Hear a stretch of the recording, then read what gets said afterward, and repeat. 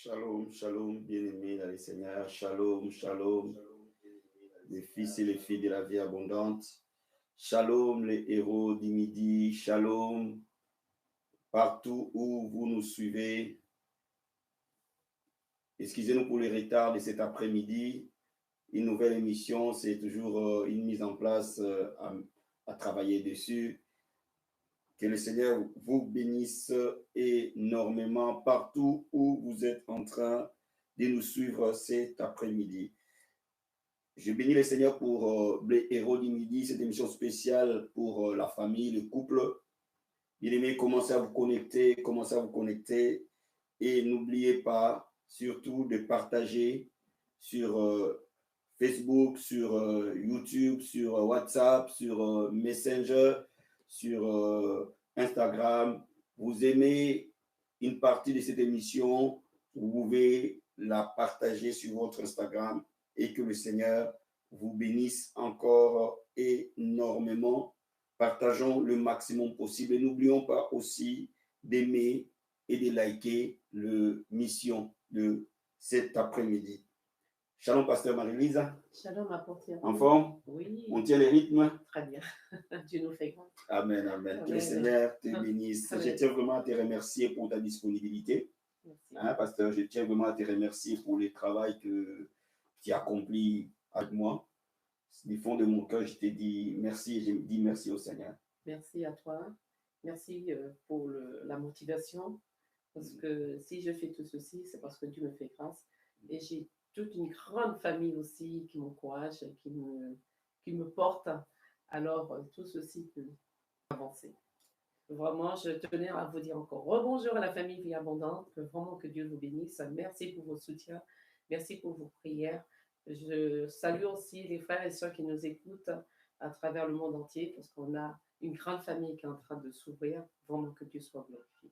Vraiment, soyez bénis. Amen. Amen. Je remercie tous les fils et les filles de la vie abondante pour votre dévouement, pour votre engagement, tous les différents départements qui travaillent nuit et jour Amen. pour que nous puissions encore prêcher l'évangile et parler du royaume de Dieu, mais aussi pour nous fortifier les uns les autres et pour rester unis dans ces moments de bataille. Je tiens du fond de notre cœur vous dire merci. Et nous voulons aussi remercier toutes les filles, les fils qui commentent nos émissions, qui sont très actifs.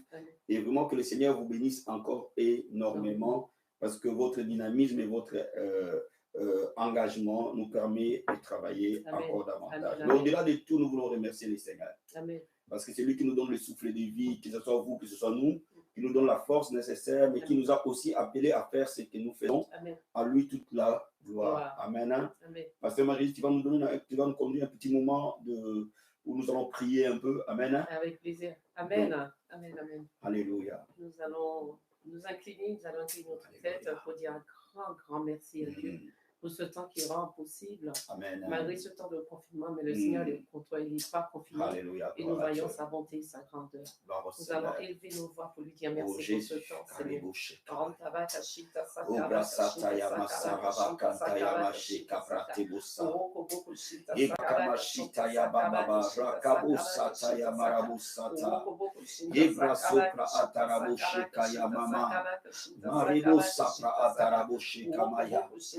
Ekebro kantaramande brusata. Robo sopra ate. Ramosheke bababa. Rakabro kabasata ya mama mama. Oh merci Jésus, merci Seigneur. Merci pour cette grâce, ce privilège. Que tu nous donnes cet après-midi de te louer, de t'adorer. Oh, nous te sommes totalement reconnaissants, Seigneur. Nous sommes totalement reconnaissants pour ce moment. Laisse-moi te dire merci, Seigneur. Laisse-moi te dire merci, Papa. Merci pour ce héros du midi. Merci pour ce moment que tu nous accordes. Merci pour ce privilège que tu nous donnes. Comment ne pas te louer ce soir? Cet après-midi, nous venons te célébrer. Cet après-midi, nous voulons te célébrer. Nous voulons t'adorer. Nous voulons te louer. Nous voulons t'exalter, Seigneur. Tu es digne de recevoir la gloire. Tu es digne de louer. Tu es digne d'être adoré. Oh, merci pour ta fidélité, Seigneur. Merci pour la force que tu nous donnes cet après-midi. Merci pour la grâce que tu nous fais cet après-midi. Merci, Seigneur, mon Dieu, mon roi. Merci pour le souffle de vie que tu nous donnes. Nous t'adorons, nous te célébrons, nous t'exaltons. Alléluia. Oh, mon âme bénit ton Seigneur. Mon âme t'adore, mon âme t'élève. Mon âme t'exalte, Père. Nul n'est comparable à toi. Nul n'est comparable à ta bonté. Nul n'est comparable à ta fidélité. Alléluia. Oh Jésus. Papa, tu es digne. Alléluia. Sa présence. Parce qu'il est avec nous. C'est lui qui nous conduit. C'est lui qui nous fortifie. C'est lui qui nous relève. Nous disons encore merci pour sa présence.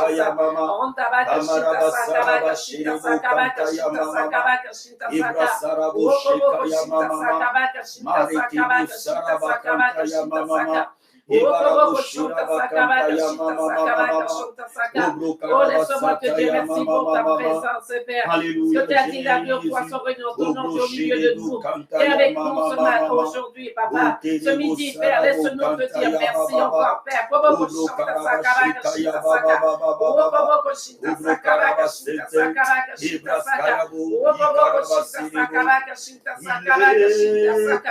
Oh, merci, Seigneur. Laisse-nous te célébrer, Père. Oh, laisse-nous te dire merci, Père. Il est parmi nous, l'Esprit de Dieu est parmi nous, il est parmi nous, il est parmi nous, il est parmi nous, l'Esprit de Dieu est parmi nous, il est parmi nous, oh, il est parmi nous, il est parmi nous. La présence de Dieu est parmi nous, elle est parmi nous, elle est parmi nous, elle est parmi nous, l'onction de Dieu est parmi nous, elle est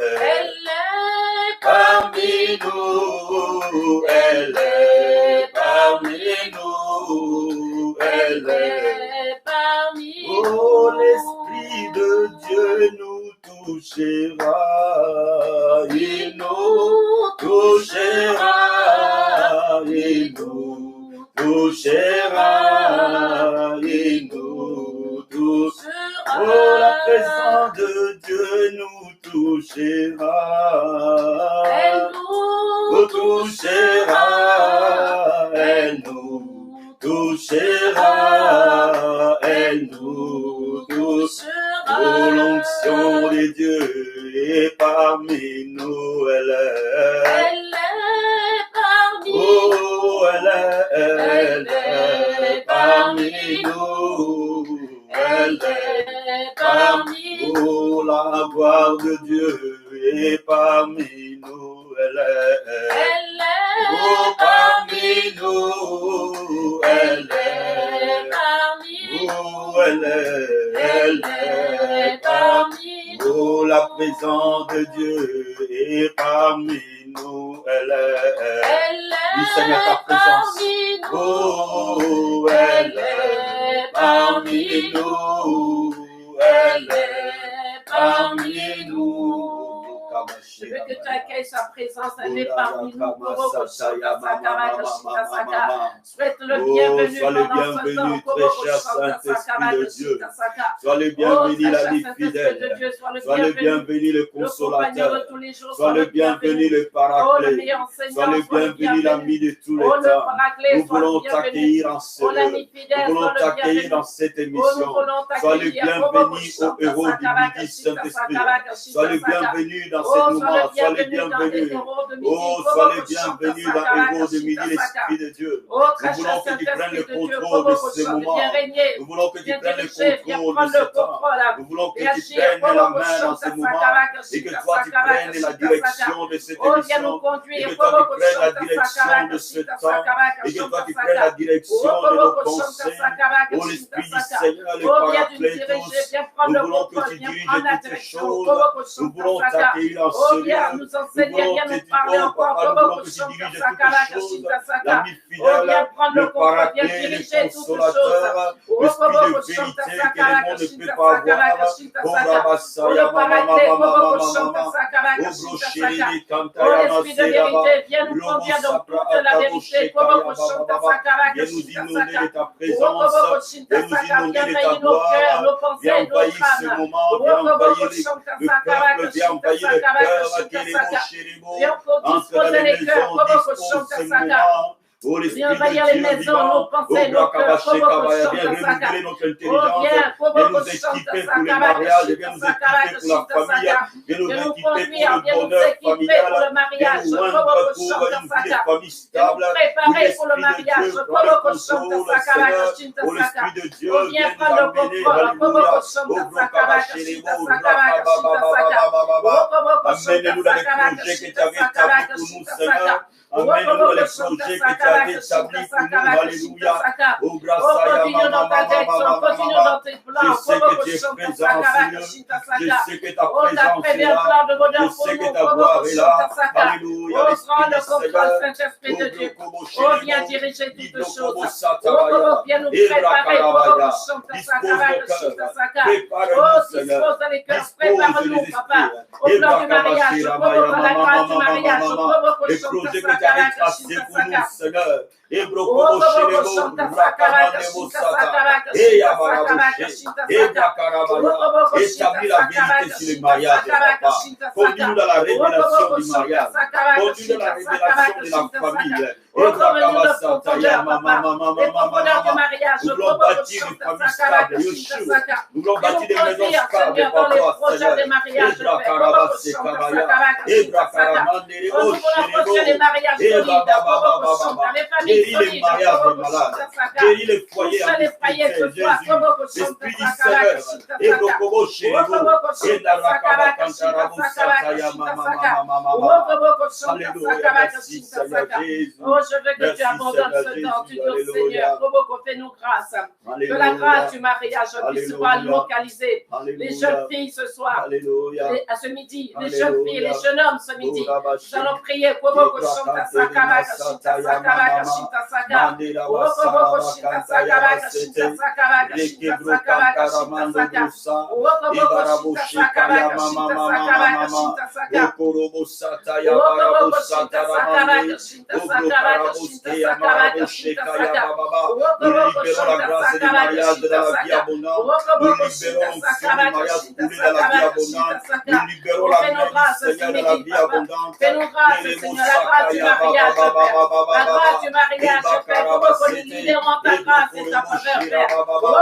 Ouvre le ciel sur la vie abondante et cette année la grâce du mariage au nom de Jésus. Nous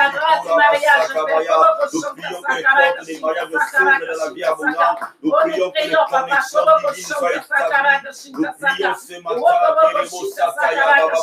que le célibat soit renversé, que le célibat soit brisé, que le célibat soit déplié par le nom de Jésus. Célibataire vaincu dans la vie abondante. Qui est vaincu au nom de Jésus. Nous libérons la grâce. Nous libérons la bénédiction des mariages. Nous allons prier pour ceux qui n'ont pas encore de fiancé. Que Dieu les oriente. Que Dieu Alléluia. Que Dieu les guide, Amen. que Dieu les oriente Amen. vers l'homme de leur destinée, Amen. vers la femme de leur Amen. destinée. Nous allons prier. Alléluia.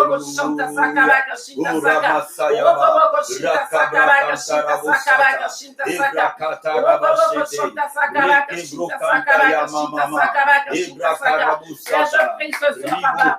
Je prie ce midi, papa, pour la grâce des rencontres.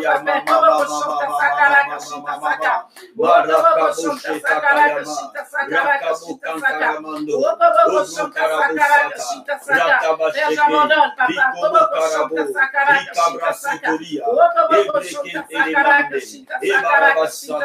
Et je prie entre tes mains, Seigneur. Oh, fais grâce, Seigneur. La grâce des rencontres. Nous libérons la grâce des rencontres. Au nom de Que les Jésus. jeunes filles, papa, La Bible rencontrent, déclare Seigneur, que le l'homme jeune se marie. de leur Et destinée. que Dieu les aide pour rencontrer Rebecca. Étends ta main, Seigneur. Étends ta bonté ainsi que les femmes pour que l'homme soit seul. Je lui ferai un être semblable. L'homme quittera son frère et sa mère s'attachera à sa femme. Nous prions pour des rencontres. J'abandonne, papa, les jeunes hommes, papa. Nous Qui prions pour le rencontrent, miracle des Seigneur, la rencontres. femme de Et leur par destinée, rencontre papa. de destinée. Étends ta Au main, nom de Seigneur. Jésus, que le maître du temps et des circonstances, Oh, Seigneur, fais grâce, crée des Seigneur. circonstances. Fais grâce, Seigneur. Fais grâce, Seigneur. Oh Barabashekabaya, oh Barabasatabaya, j'appelle l'homme de la destinée, j'appelle la femme de la destinée, dans le nom de Jésus, j'appelle à l'existence qui n'existe pas comme si elle était. Oh Barabasatabaya, Maraboshekabaya, et Barakabasatabaya, j'appelle cette femme de la destinée, au nom de Jésus, j'appelle cette femme de la destinée, au nom de Jésus, je déclare le miracle, le miracle de rencontre, de rencontre au nom de Jésus-Christ. Nous allons prier aussi pour les femmes qui ont déjà leur fiancé, mais ils sont en train d'attendre. Nous allons demander que la grâce les localise, que ces rencontres puissent aboutir au mariage. Nous allons prier.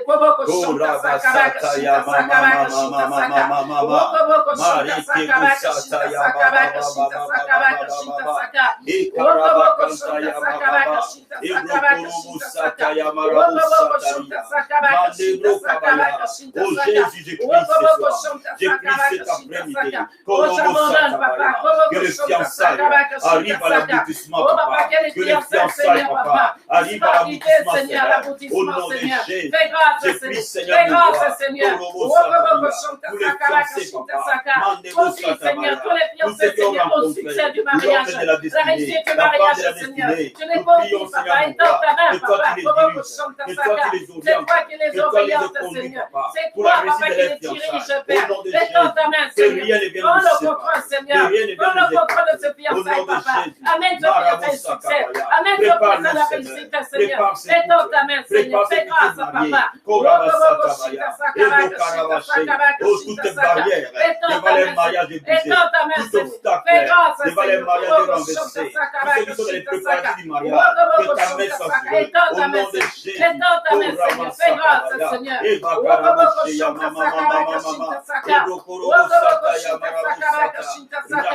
Étends ta main, fais grâce, Seigneur. Je vais abandonner aussi toutes les mamans qui ont déjà des enfants et que Dieu leur fasse grâce, qu'ils rencontrent l'homme de leur destinée. Oh, parce que rien n'est possible à toi. Le Seigneur t'a pas oublié non plus.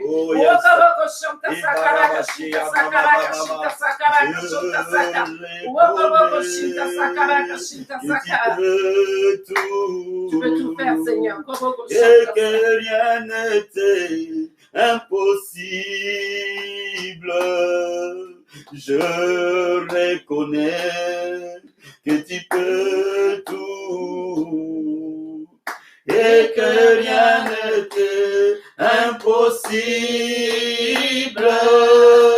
Seigneur, fais-moi voir ta gloire.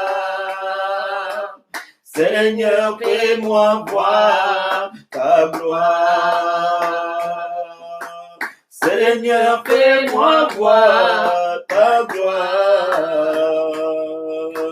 Seigneur, fais-moi voir ta gloire. Je reconnais que tu peux tout et que rien n'était impossible. Je reconnais que tu peux tout et que rien ne t'est impossible. Oh Seigneur, fais-moi voir ta gloire. Seigneur, fais-moi voir ta gloire. Seigneur, fais-moi voir ta gloire. Seigneur, fais-moi voir ta gloire. Oh, nous prions pour les femmes qui ont des enfants. Nous prions pour les hommes qui ont déjà des enfants. Oh Seigneur, nous prions. Oh Seigneur, rien n'est étonnant de ta part. Rien n'est impossible à toi. Tu es le Dieu de la gloire. Oh Seigneur, mon Dieu, mon roi. Papa de gloire, mon Dieu. Oh, tu les as pas oubliés, tu les as pas abandonnés, tu les as pas délaissés. Oh, nous prions que la main du Seigneur se manifeste auprès des femmes qui ont des enfants au nom de Jésus. Et tu les trouves le mari qui va les aimer, Seigneur. Tu trouves le mari qui va les chérir, elle et ses enfants. Papa, nous prions pour les miracles de femmes mères. Nous prions pour les mariages de femmes mères, de filles mères au nom de Jésus. Nous prions pour des hommes pères au nom de Jésus. Qui rencontrent la femme qui va les aimer et aimer les enfants au nom de Jésus. Oh, Baba, Seigneur, pour Seigneur, pour Papa de gloire, oh, Blokaba, Seigneur, rien n'est possible à toi, papa. Rien n'est possible à toi, Seigneur. Nous déclarons grâce particulière, une grâce particulière de libérer maintenant. Nous prions pour tous ceux qui ont connu les divorces, Père, tous ceux qui ont connu l'abandon, tous ceux qui ont connu les rejets, qui ont connu l'échec des couples précédents, Papa. Je lui dis qu'il fait toutes les choses de nouvelles, qu'il fait toutes les choses de nouvelles, Seigneur, qu'il fait toutes les choses de nouvelles, Papa. Guéris les cœurs, guéris les pensées, les plaies du cœur au nom de Jésus. Que les passés soient enterrés. Oh, Barabashira, Maya, Mama. Amène-le dans la terre promise. Amène-le dans la terre promise. Jésus. Un nouveau départ. Un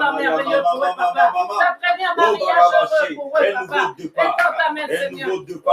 Le Dieu du nouveau départ. Le Dieu du nouveau départ. Le Dieu du nouveau départ. Le Dieu de la restauration. Le réparateur de brèches dans les pays habitables. Que les mots sakaya mama. Ogo kabasata yabashiribu. Alléluia. Merci Seigneur. Merci Papa. La parole déclare que personne ne peut séparer ce que Dieu a uni. Nous allons abandonner tous les jeunes couples entre les mains de Dieu. Nous allons demander la grâce et la faveur. La protection divine dans nos foyers. Nous allons déclarer que l'amour règne, que l'unité règne. Nous voulons te consacrer les foyers. Nous voulons te consacrer les couples. Nous voulons te consacrer les mariages. Pour l'homme quitte son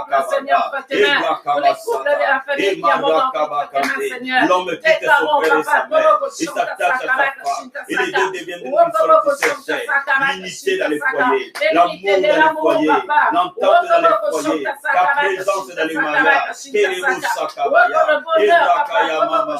Le bonheur conjugal. Le bonheur du mariage. Celui qui trouve une femme, trouve le bonheur. C'est un don qui vient de l'éternel. Demandez-vous Satabaya. Guéris le foyer malade. Guéris le foyer en difficulté. Restaure le foyer en difficulté. C'est toi le réparateur de brèches. C'est toi le guérisseur de mariage. C'est le restaurateur de foyer. Au nom de Jésus. Ebrakamaserabaya. Ebrakaramandarabussakamaya.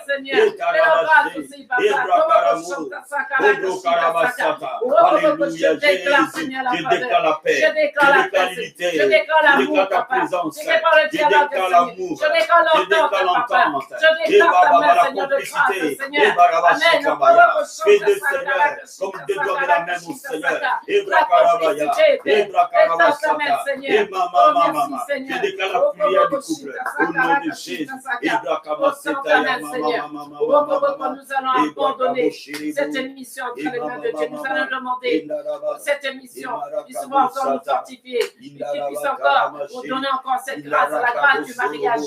Que cette émission puisse faire du bien encore à tous ceux qui vont écouter cette émission. Nous allons prier. Oh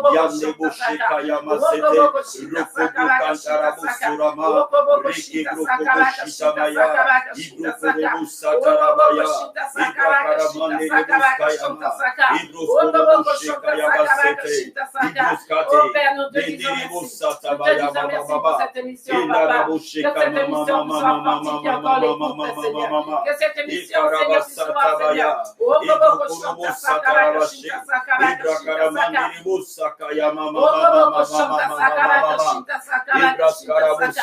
touche les cœurs,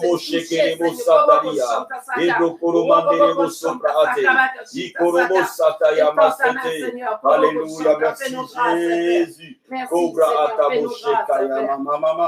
Alléluia, merci Seigneur, merci Jésus. Merci Seigneur, merci Jésus de Nazareth. Alléluia, alléluia, alléluia, alléluia. Merci Jésus. Alléluia. Je suis en train de vous envoyer les numéros sur lesquels nous allons répondre à vos différentes questions. Alléluia. Merci Amen. Jésus. Merci Seigneur. Merci Seigneur. Quelqu'un peut le transférer sur Facebook, s'il vous plaît, sinon je le fais. Alléluia. Merci Seigneur Jésus. Gloire et louange à toi. Gloire et louange à toi, Seigneur. Merci pour cette grâce. Merci pour ces privilèges que tu nous donnes. Alléluia. Nous voulons t'adorer. Nous voulons te célébrer. Nous voulons t'exalter. À toi l'honneur, la louange et la gloire. Priez en langue, s'il vous plaît. Priez en esprit. Kurabasata yamaraboshe. Indarakabokata yamamama. Ibrokorobo-sata. Rekebrokantereboshe. Ibroskorobo-sataria. Indarabakantaraboshete. Remo-kapra ataboshe kayabababa. Rekebrokaramandarabosoka atarabosete. Ibakaramanderebosoka ate. Ibrokorobosataria. Alléluia, Jésus, merci Seigneur. Merci Seigneur, merci Jésus. Merci Seigneur. Alléluia, merci Seigneur. Alléluia. Il est le même hier, aujourd'hui. Il est le même éternellement, Jésus. Il est le même. Oh, il est le même hier, aujourd'hui, mon Sauveur. Il est le même éternellement. Oh, Jésus est le même. Il est le même hier, aujourd'hui. Il est le même éternellement. Jésus. Il est le même. Oh, oh, oh. Il est le même hier, aujourd'hui. Oh, oh, mon Sauveur. Il est le même éternellement. Oh, Papa est le même. Il est le même. Il n'a pas changé. Il est le même éternellement. Jésus. Il est le même. Il ne change pas. Il est le même. Il est le même dans nos foyers, dans nos mariages. Mon Sauveur. Il est le même éternellement. Oh, Yoshua est le même. Il est le même hier, aujourd'hui. Il est le même éternellement. Jésus. Il est le même. Oh, oh. Il est le même hier, aujourd'hui. Oh, mon Sauveur. Il est le même éternellement. Ah, je vais célébrer Jésus. Il est le roi. Et dans ma vie de tous les jours. Il est le roi. Oh, sa victoire m'appartient. Désormais, oh, avec toi, Seigneur, je régnerai à jamais. Oh, je vais acclamer Jésus. Il est le roi. Et dans ma vie de tous les jours. Il est le roi. Oh, sa victoire m'appartient. Désormais, avec toi, Seigneur, je régnerai à jamais. Oh, Emma. Emmanuel est roi. Oh, Emma. Emmanuel est roi. Emma. Emmanuel est roi.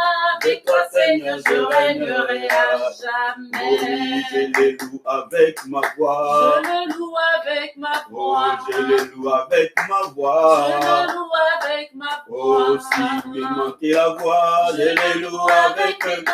Oh, si me manquait les Je le loue mains. avec mes Oh, pieds. si me manquait les pieds. Je le loue avec mon Oh, âme. si me manquait mon âme. Je le loue Alléluia, là-haut. si me manquait mon âme. Je le loue Alléluia, là-haut. si me manquait mon âme. Je le loue Oh, là-haut. si me manquait mon âme. Je le loue Alléluia, là-haut. si me manquait mon âme. Je le loue là-haut. Dieu va faire encore. Dieu va faire encore. Après cette émission, il y aura des miracles à faire encore. Dieu va faire Oh, encore. il va faire encore. Dieu va faire encore. Il va faire encore. Dieu va faire Oh, dans nos encore. vies, il va faire encore. Dieu va faire encore. Dans nos foyers, il va faire encore. Dieu va Dans faire nos encore. mariages, il va faire encore. Dieu va faire Dans nos encore. maisons, il va faire encore. Dieu va faire Oh, encore. alléluia. Alléluia.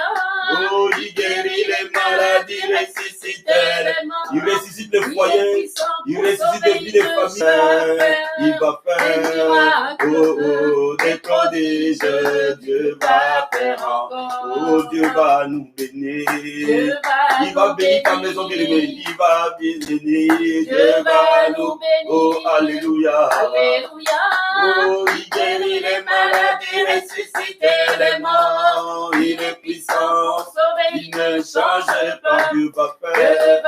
Oh, il va faire. Oh, oh, des prodiges. Dieu va faire encore. Bien, avant que je commence à parler avec maman sur l'introduction au mariage, je vais dire à quelqu'un ce matin, Dieu va te donner les mariages, la victoire dans la vie des familles. Amen, amen. Dieu va restaurer ta vie de famille. Amen. Dieu va restaurer ta vie de famille. Amen. Il est le réparateur de brèches. Amen.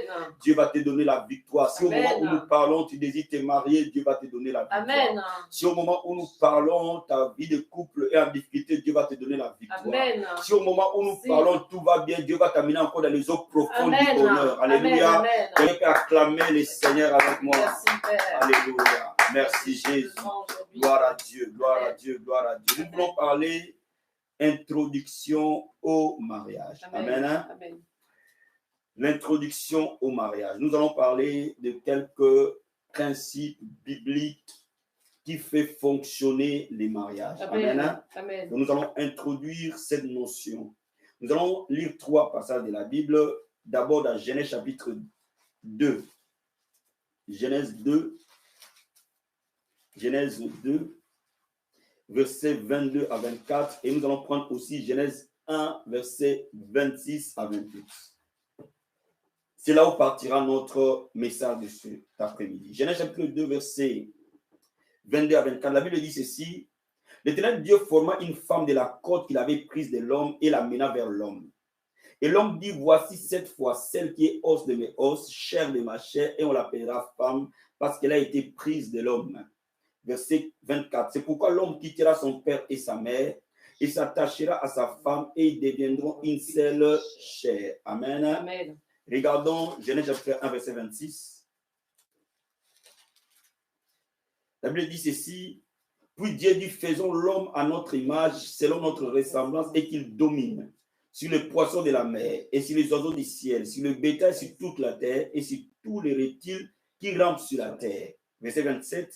Dieu créa l'homme à son image, il les créa à l'image de Dieu, il créa l'homme et la femme. Dieu les bénit et Dieu leur dit, soyez féconds, multipliez, remplissez la terre, l'assiégissez, dominez sur les poissons de la mer, sur les oiseaux du ciel, sur tout animal qui se meut sur la terre. Amen. Amen. Bien-aimés, je vais d'abord introduire ce message. Ce matin, pendant que je préparais ce message, le Saint-Esprit m'a donné une révélation sur ces 2 chapitres de Genèse. Amen. Amen. Bien, mais quand tu regardes le chapitre 1, logiquement, nous considérons que le chapitre 1 est venu sur le plan chronologique avant le chapitre 2. Ça serait logique. Amen. Amen. Quand tu regardes le chapitre 1, il va venir avant que le chapitre 2. Mais dans la création, ça n'a pas été comme ça. Quand Dieu dit au chapitre 2, C'est pourquoi l'homme quittera son père et sa mère et s'attachera à sa femme, ils deviendront une seule chair. Dieu n'a jamais béni Adam seul. Amen. Quand vous regardez bien Genèse chapitre 1, verset 26, Dieu a pensé créer l'homme à son image et à sa ressemblance. Et Dieu a pensé, en créant l'homme à son image et à sa ressemblance, que cet homme puisse dominer et régner dans l'ouvrage de ses mains. Mais ça, c'était encore dans la pensée de Dieu.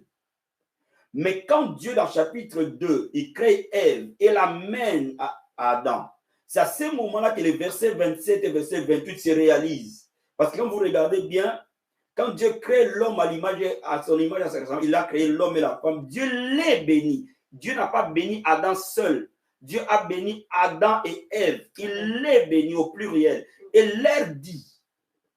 Amen. Amen. Donc, vous voyez par là que la bénédiction de Dieu a été sur le couple que Dieu a créé. Amen. Sur le mariage que Dieu a créé.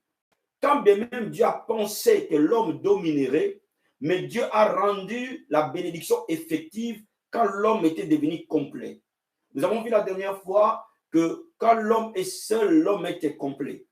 Il fallait que la femme soit là pour qu'il soit complet et qu'à ce moment-là que Dieu le bénisse. Amen.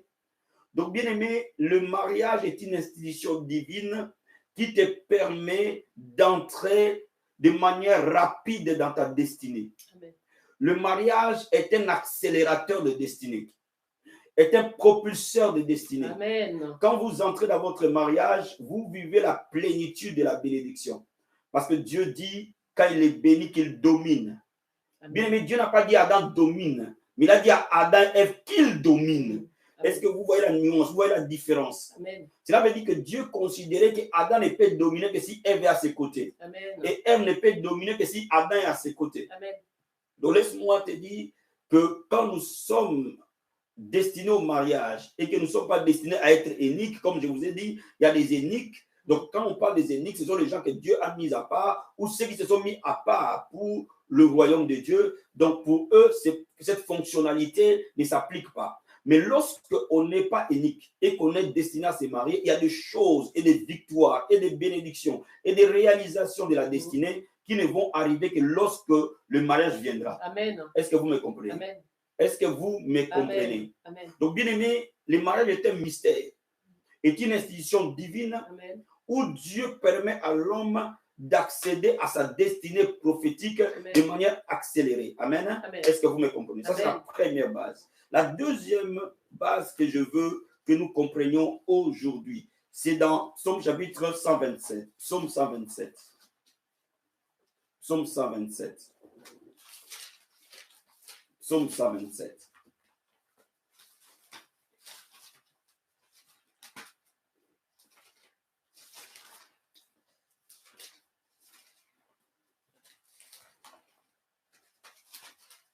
Psaume 127. Amen. Verset 1. Pasteur Marie, tu peux nous aider, s'il te plaît? Amen. Je lis au nom de Jésus. Vas-y. Psaume 127, verset 1. Mm. Si l'Éternel bâtit la maison, ceux qui la bâtissent travaillent en vain. Si l'Éternel garde la ville, ceux qui la gardent veillent en vain. Amen. Amen. Bien aimé, la Bible dit, si l'Éternel bâtit la maison, Amen. si l'Éternel n'est pas le bâtisseur de ton foyer, c'est une peine perdue. Amen. Donc cela revient à dire que le mariage n'est pas une institution physique. Le mariage est une institution spirituelle. Amen. Parce que Dieu est l'auteur du mariage. Amen. Bien aimé, je vais te dire quelque chose. Le mariage n'est pas simplement dire à quelqu'un je t'aime et viens, on vit ensemble. Non, non, c'est au-delà de ça. Amen. Dieu est l'unique auteur du mariage. Amen. Donc Dieu est le concepteur du mariage. Et c'est lui qui peut nous dire comment faire fonctionner ces mariages. Amen. Parce que c'est lui qui a créé cet ordinateur est mieux placé pour nous aider comment la faire fonctionner. Amen. C'est lui qui a créé les caméras, a mis la notice pour nous aider à utiliser correctement les caméras. Amen. Pourquoi? Parce que c'est lui le concepteur de cette caméra, lui le concepteur du mariage. Donc, bien aimé, en dehors du conseil de Dieu sur le mariage est voué à l'échec. Pourquoi? Parce que le mariage a été conçu par Dieu. Parce que le mariage a été pensé par Dieu. Ce n'est pas l'homme qui a pensé au mariage, c'est Dieu qui a pensé au mariage pour l'homme. Il faut que tu comprennes bien cette vérité. Amen, amen, amen. Le mariage, ce n'est pas simplement rencontrer quelqu'un et dire je t'aime, viens, maman, yara pour faire un avis, viens, on va vivre ensemble. Non, non, non, non, non. Le mariage est une institution complètement divine. Amen. Dès l'instant où elle est une institution divine, elle fonctionne selon les modalités que Dieu établit, Amen. selon les principes que Dieu établit. Si nous sortons de ces principes-là, nous amenons volontairement notre mariage au naufrage. Amen. Alléluia. Alléluia. Est-ce que vous me comprenez? Alléluia. Est-ce que vous me saisissez? Amen. Ça, c'est une vérité que je veux que chacun de nous comprenne. Si nous sortons des principes établis par la parole de Dieu, bien aimés, nous allons échouer. Même si tout semble être bon, même si tout semble fonctionner correctement, un jour ou un autre, les problèmes vont arriver et ce sera des problèmes qu'on ne peut jamais résoudre. Amen. Amen. Mais je vais encore te ramener dans Genèse pour t'expliquer quelque chose. Pour que encore tu me comprennes. Revenons dans Genèse chapitre 2.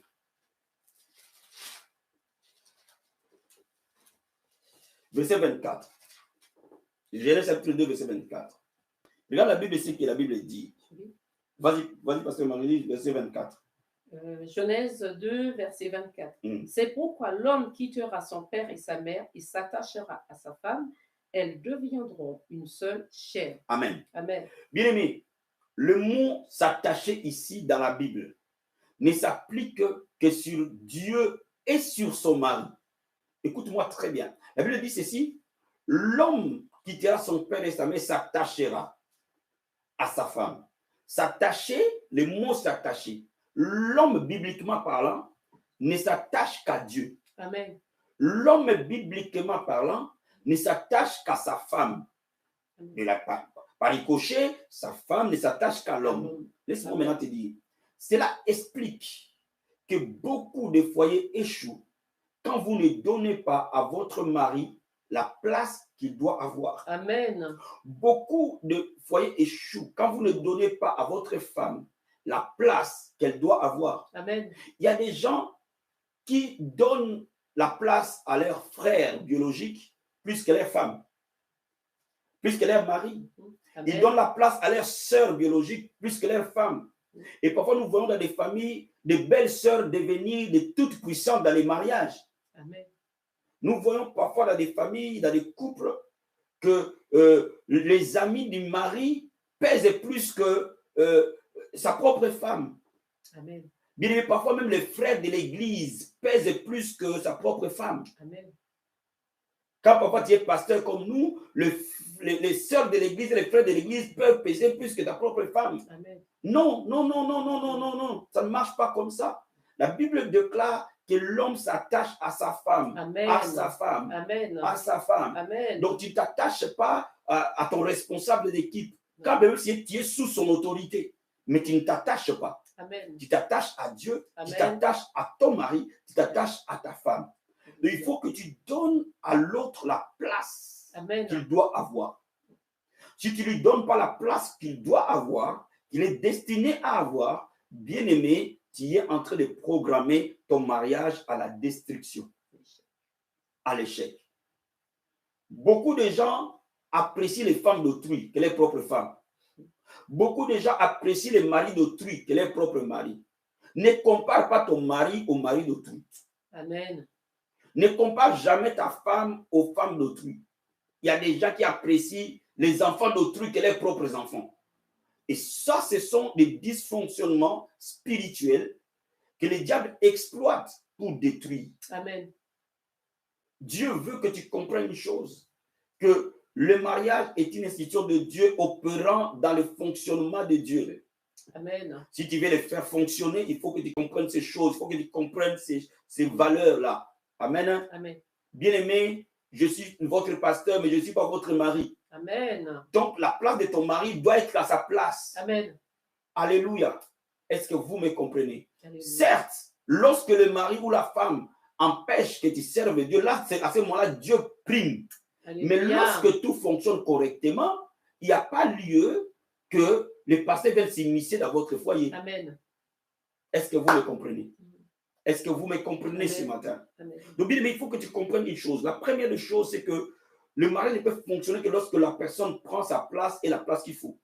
Amen. Première chose. La deuxième chose, que Dieu bénit l'homme dans les cadres du mariage de sa destinée à un autre niveau. Dieu bénit tous les êtres humains. Dieu bénit chacun de nous dans sa fidélité, dans son travail. Mais le jour où tu vas te marier selon l'art, parce que moi je dis bien selon l'art, parce qu'il y a des gens qui peuvent penser qu'ils sont mariés, mais et pourtant ils ne sont pas mariés. Donc, quand tu es marié selon l'art, tu vas accéder à un autre niveau de grâce. Amen. Qui n'opérait pas avant. Troisième chose, le mariage est une institution divine et non une institution humaine. Donc, elle ne peut pas fonctionner selon les normes des hommes. Le mariage doit fonctionner selon les normes de Dieu. Amen. Et Dieu seul. Amen. Amen. Est-ce que c'est clair? Mais je vais maintenant t'amener que le mariage est aussi autre chose que tout ça. Regardons Ecclésiaste chapitre 4. Ecclésiaste 4. Ecclésiaste 4. Quelqu'un est béni ce matin. Amen. Je vais dire verset 9, 10 et verset 12. La Bible dit ceci. Ecclésiaste 4. Verset 9, 10 et 12. Alléluia. La Bible dit ceci. Deux valent mieux qu'un, parce qu'ils tirent un bon salaire de leur travail. Car s'il tombe, l'un relève son compagnon, mais malheur à celui qui est seul et qui tombe, sans avoir un second pour le relever. Amen. Verset 12. Si quelqu'un est plus fort qu'un seul, les deux peuvent lui résister. La corde à 3 fils ne se rompt pas facilement. Amen. Dieu, bien-aimé, écoute-moi très bien. Écoute-moi bien. Dieu établit le mariage comme instrument de protection mutuelle. Amen. Le mariage est un outil de protection de l'homme ou de la race humaine.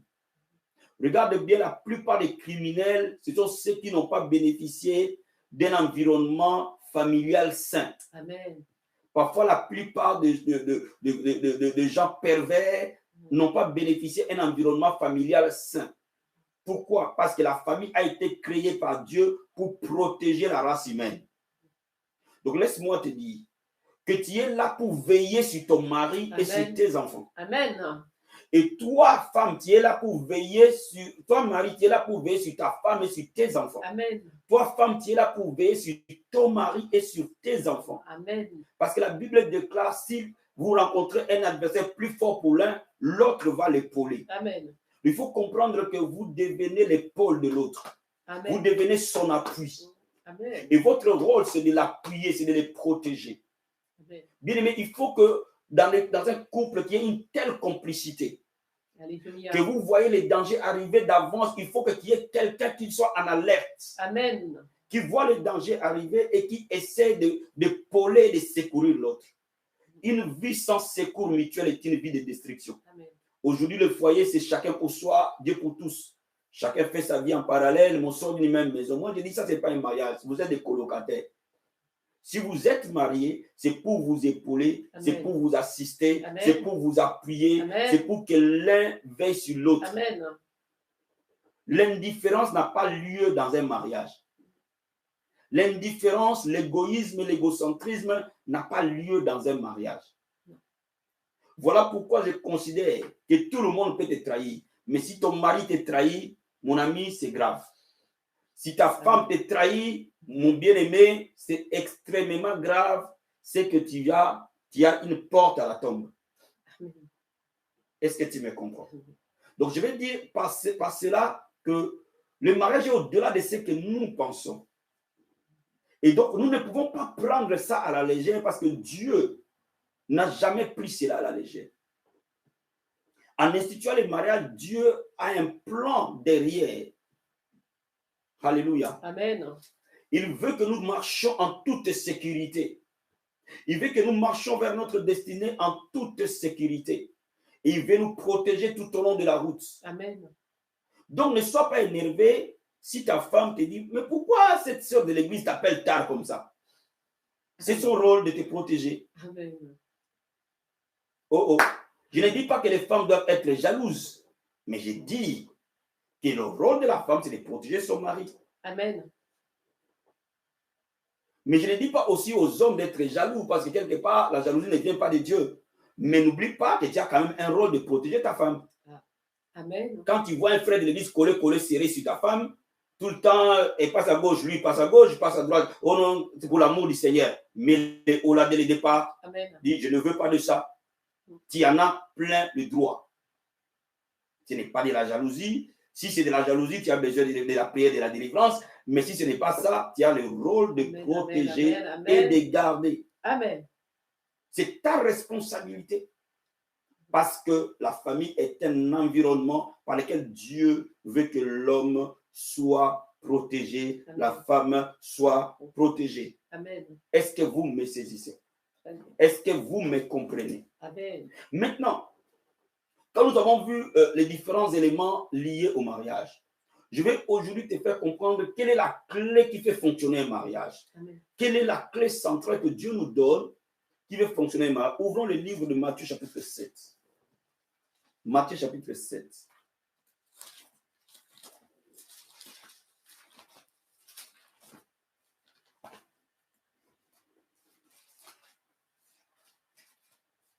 Je vais, avant d'aller à Matthieu chapitre 7, je vais dire quelque chose.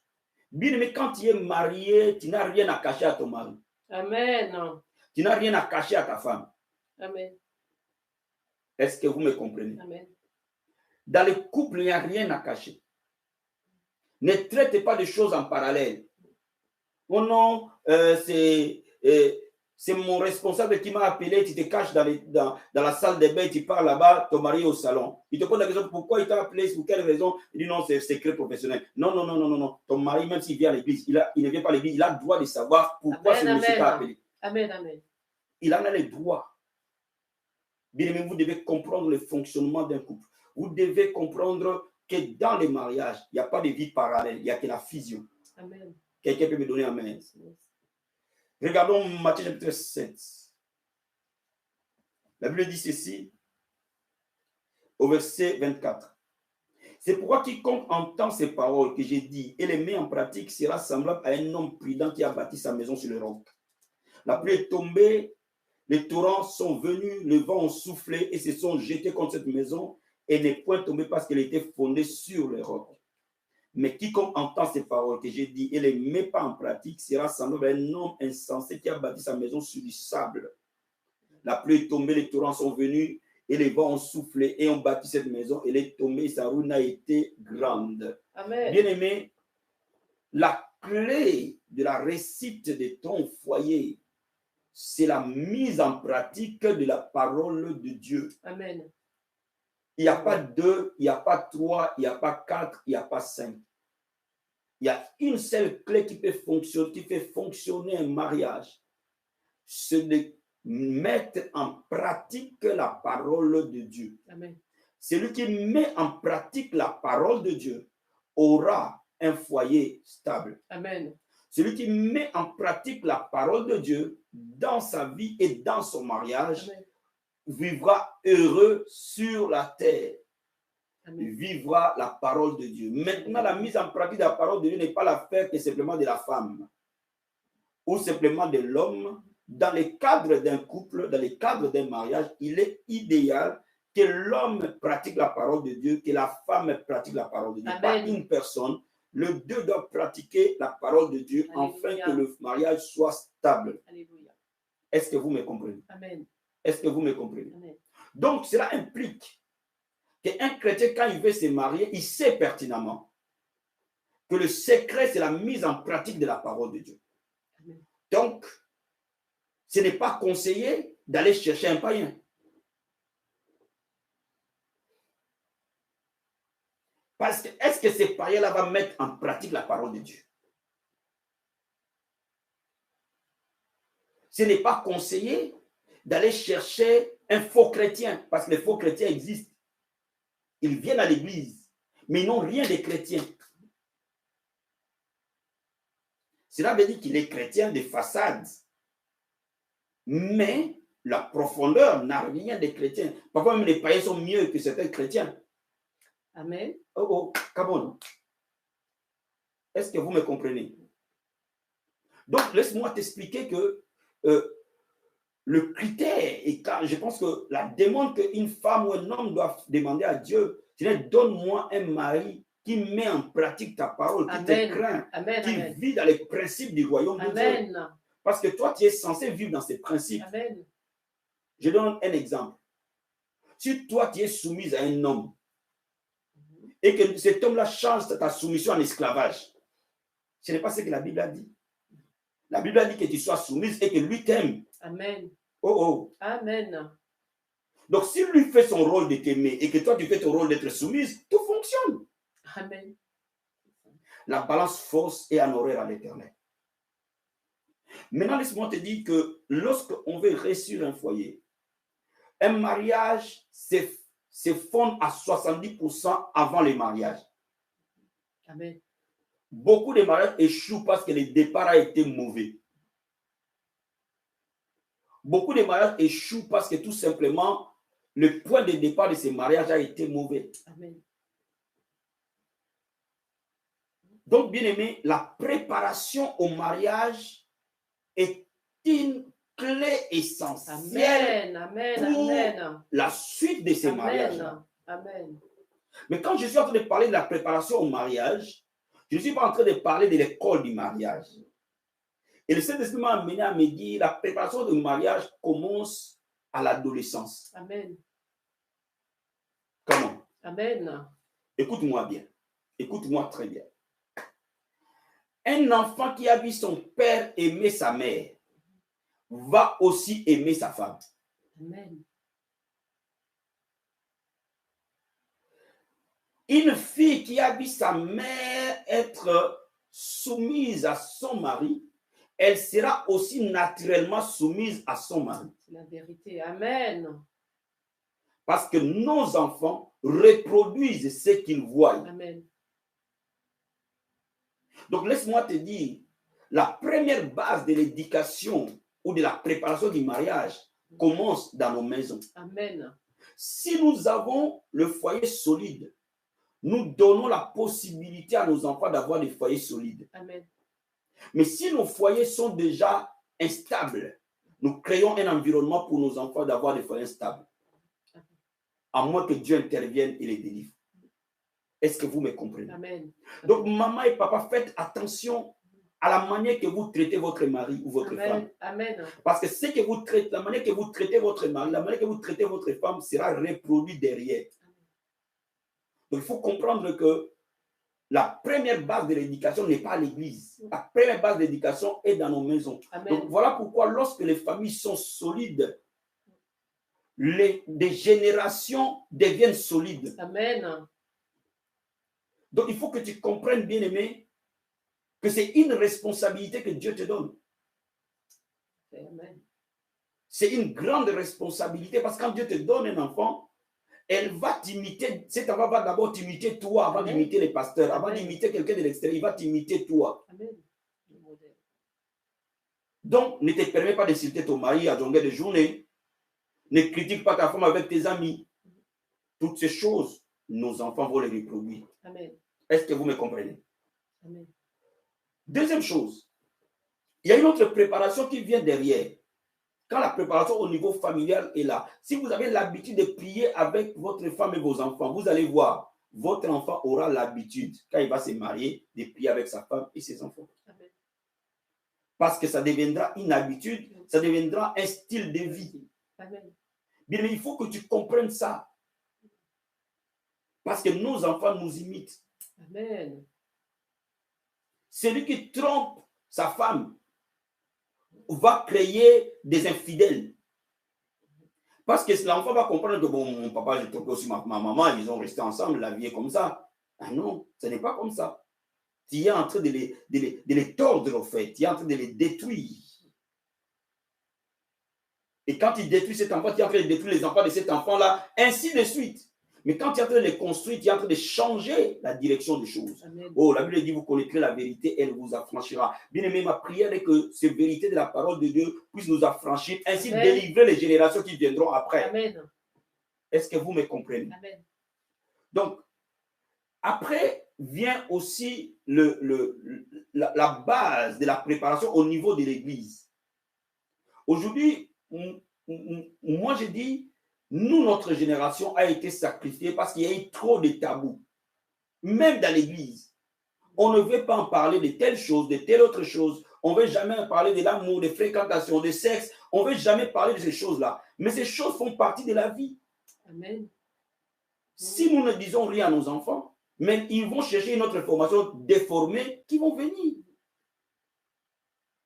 Aujourd'hui, ces choses, nous en tant qu'Église, nous en tant que serviteurs de Dieu, nous devons préparer un peuple équipé Amen. à faire de bons choix, Amen. à voir au loin le vrai du faux, le blé délivré, parce qu'il a l'information. Est-ce que vous me comprenez? Amen. Donc l'Église doit prendre sa place et son rôle comme une institution qui prépare une armée. Amen. Comme un centre de formation, une Amen. université de vie Amen. qui va préparer une nouvelle génération des hommes et des femmes à prendre la position que Dieu leur a destinée et à marcher dans cette position. Donc, bien aimé, nous en tant qu'Église, c'est pour cela que nous devons parler de ces choses sans tabou, sans préjugés, Amen. parce que nous, cette notre génération, nos parents spirituels, nos parents biologiques, ils ne voulaient jamais aborder ces choses. Mais en réalité, ce sont des choses de la vie. Amen. Si Dieu aborde ça, pourquoi toi, tu ne vas pas l'aborder? Je vais dire aux mamans, explique le corps à ta fille. Amen. Papa, quand ton garçon là, commence à être adolescent, explique-lui son corps. Amen. Parce que c'est Dieu qui a créé ce corps-là. Explique-lui les principes qui font fonctionner ce corps-là dans les normes de Dieu. Amen. Alléluia. Amen. Est-ce que vous me comprenez? Amen. Après vient la troisième étape qui consiste à la préparation proprement dite au niveau des fiançailles. Là, on passe maintenant à l'école de mariage qui consiste à préparer dans les détails les gens qui sont les plus proches du mariage. Amen. Mais vous voyez que c'est une préparation de longue durée. Amen. Le mariage, c'est une préparation à vie. Amen. Et après, derrière, c'est l'accompagnement des couples. Amen. L'Église doit accompagner des couples. C'est pour ça que dans l'Église, nous devons avoir un ministère de couples, Amen. un ministère de famille. Amen. L'Église doit préparer les familles. Amen. Cela ne veut pas dire que nous avons célébré le mariage, l'affaire est finie. Non, l'affaire n'est pas finie. L'affaire est loin d'être finie. Amen. Il faut toujours mettre un peu de sel dans les épinards. Amen. Il faut tout le temps mettre un peu de sel dans les épinards. Il faut toujours arroser un peu la fleur pour qu'elle continue à être Amen. belle. Amen. L'amour s'arrose tout le temps. Amen. Amen. Hein? Amen. Jusqu'à la fin de la vie. Donc, Amen. c'est un domaine où il y a une formation continue Amen. qui part de l'adolescence jusqu'à la fin de la vie. Amen. Donc, bien aimé, l'Église de Dieu doit être préparée. Donc, vous comprenez par là que si nous avons des parents solides, nous avons une génération solide derrière. Amen. Amen. Et si nous avons une génération solide derrière, nous avons de futurs couples solides derrière. Amen. Est-ce que vous me comprenez? Amen. Je vais dire à quelqu'un, un enfant de Dieu, frère, tu n'as rien à envier à un païen. Si j'ai un conseil à te donner, ma fille, ne t'amuse pas à aller chercher un païen. Si j'ai un conseil à te donner, mon fils, ne t'amuse pas à aller chercher une païenne. Et c'est pour cela que Dieu avait interdit Israël d'aller chercher les païens. Pourquoi? Parce que vous n'avez pas un même système de pensée. Amen. Vous n'avez pas les mêmes valeurs. Amen. Vous n'avez pas la même vision de la vie. Amen. Maintenant, si Dieu te donne un rhéma spécifique, Dieu est souverain. Amen. Mais tant que Dieu n'a rien dit, les logos de Dieu priment. Amen. Ne vous mettez pas dans un joug étranger. Les logos de Dieu priment. Quand il n'y a pas un rhéma, les logos priment. Alléluia. Amen. Alléluia. Amen. Maintenant, laisse-moi te dire quelque chose. Je vais te donner un exemple de l'importance de la préparation. Et c'est là où je vais aujourd'hui introduire, parce que aujourd'hui, je vais juste introduire. Amen. Moi, je considère que la préparation est la clé de la réussite. Amen. la préparation dans la parole de Dieu, la préparation dans la prière. Mais le mariage, c'est d'abord la base de la parole. Amen. Vous devez recevoir la parole, vous devez apprendre la parole, vous devez comprendre cette parole, mais vous devez l'appliquer. Quand vous l'appliquez, c'est à ce moment-là que les résultats sont là. Amen. Parce que laissez-moi te dire, c'est assez choquant de voir quelqu'un crier Jésus, Jésus, prier en langue, chanter en langue, dormir par terre, mais la manière qu'il te traite, s'il n'a rien de la Bible, c'est très choquant. Je vais dire à quelqu'un ce matin, nous ne prêchons pas nos femmes et nos enfants avec la Bible. Nous les prêchons par notre comportement. Amen. Ils veulent voir Jésus en nous. Amen. Tu ne vas pas prêcher ton mari en ouvrant. La Bible dit tu dois m'aimer. Tu comprends quoi? Éphésiens dit cela. Est-ce que tu comprends ça? Est-ce que toi tu m'aimes? Non. Non. Non, non. Lorsque trouve en toi ce trésor, Amen. Bien aimé, il va te suivre. Amen. Naturellement. Amen. Est-ce que tu me comprends? Amen. Maintenant, laisse-moi t'expliquer quelque chose. Amen. Avant que je vous laisse les questions me poser. Aujourd'hui, c'est l'introduction. Hein? Donc, on va entrer dans les plats de résistance par la suite. Mais je vous donne un contexte, je vous donne un environnement, un cadre. Voilà quelle est notre vision pour les familles. Nous devons inciter les parents à communiquer avec les enfants. Nous devons inciter les parents à commencer à parler avec leurs filles, leurs garçons, dès les bas âges, mais à prêcher par l'exemple. Nous devons inciter le formation pour la jeunesse. Nous devons inciter les formations pour les gens qui ne sont pas encore mariés, qui cherchent à avoir un homme dans leur vie. Nous devons inciter la formation pour les gens qui sont fiancés. Nous devons inciter la formation pour ceux qui sont mariés, les accompagner continuellement. Amen. Ainsi, nous avons un socle solide. Amen. Amen ou amen. Amen. Est-ce que vous me comprenez? Amen. Mais regardez avec moi quelque chose. Regardons Éphésiens chapitre 5. Éphésiens chapitre 5.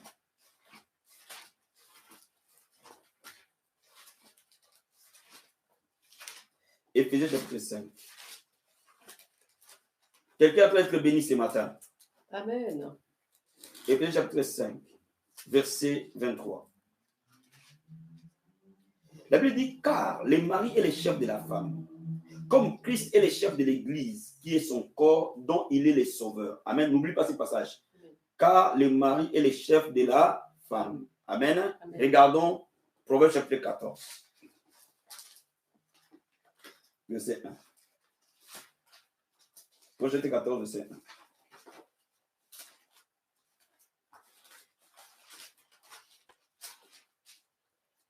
1. Vas-y, maman. La femme sage bâtit sa maison, et la femme insensée la renverse de ses propres mains. Amen. Amen. Regardez. Ça donne l'impression qu'il y a une contradiction. Dieu dit, l'homme est le chef de la femme. Donc, si Dieu établit l'homme le chef de la femme, logiquement, c'était l'homme qui devait bâtir la maison. Mais Dieu dit, c'est la femme qui bâtit la maison, pas l'homme. Amen. Regardez. Oh, regardez. La Bible dit ceci. Si ce n'est pas Dieu qui bâtit une maison, ceux qui bâtissent travaillent en vain. C'est-à-dire que le ministère de Dieu, c'est de bâtir la famille. Amen. Dieu est le bâtisseur de la famille. Amen. Amen. Amen. Mais il a confié son ministère de bâtir la famille, pas à l'homme, mais à la femme. Cela veut dire quoi? Cela veut dire que, femme telle que tu es là, la maison, c'est ton sacerdoce. Amen. La maison, tu es né pour ça. Amen. Quand bien même Dieu t'a donné un chef, mais cette maison-là, c'est toi la gestionnaire de ça. Amen. Donc, cela veut dire quoi? Cela ne dédouane pas l'homme. L'homme est le patriarche. Il est le visionnaire. Amen. Il est celui qui bâtit l'autel. Amen. C'est lui qui est le responsable de la destinée spirituelle et la destinée physique du foyer. Amen. Qu'est-ce que nous voyons aujourd'hui? Nous voyons que les femmes prient, les hommes dorment et regardent la télé. C'est une contradiction. C'est anti-biblique. C'est une contradiction, c'est anti-biblique. Voilà pourquoi les foyers sont en difficulté. Parce que c'est toi l'autorité. C'est sur toi que l'huile doit couler normalement. Amen. Donc c'est toi qui dois écouter Dieu et donner la direction. Amen.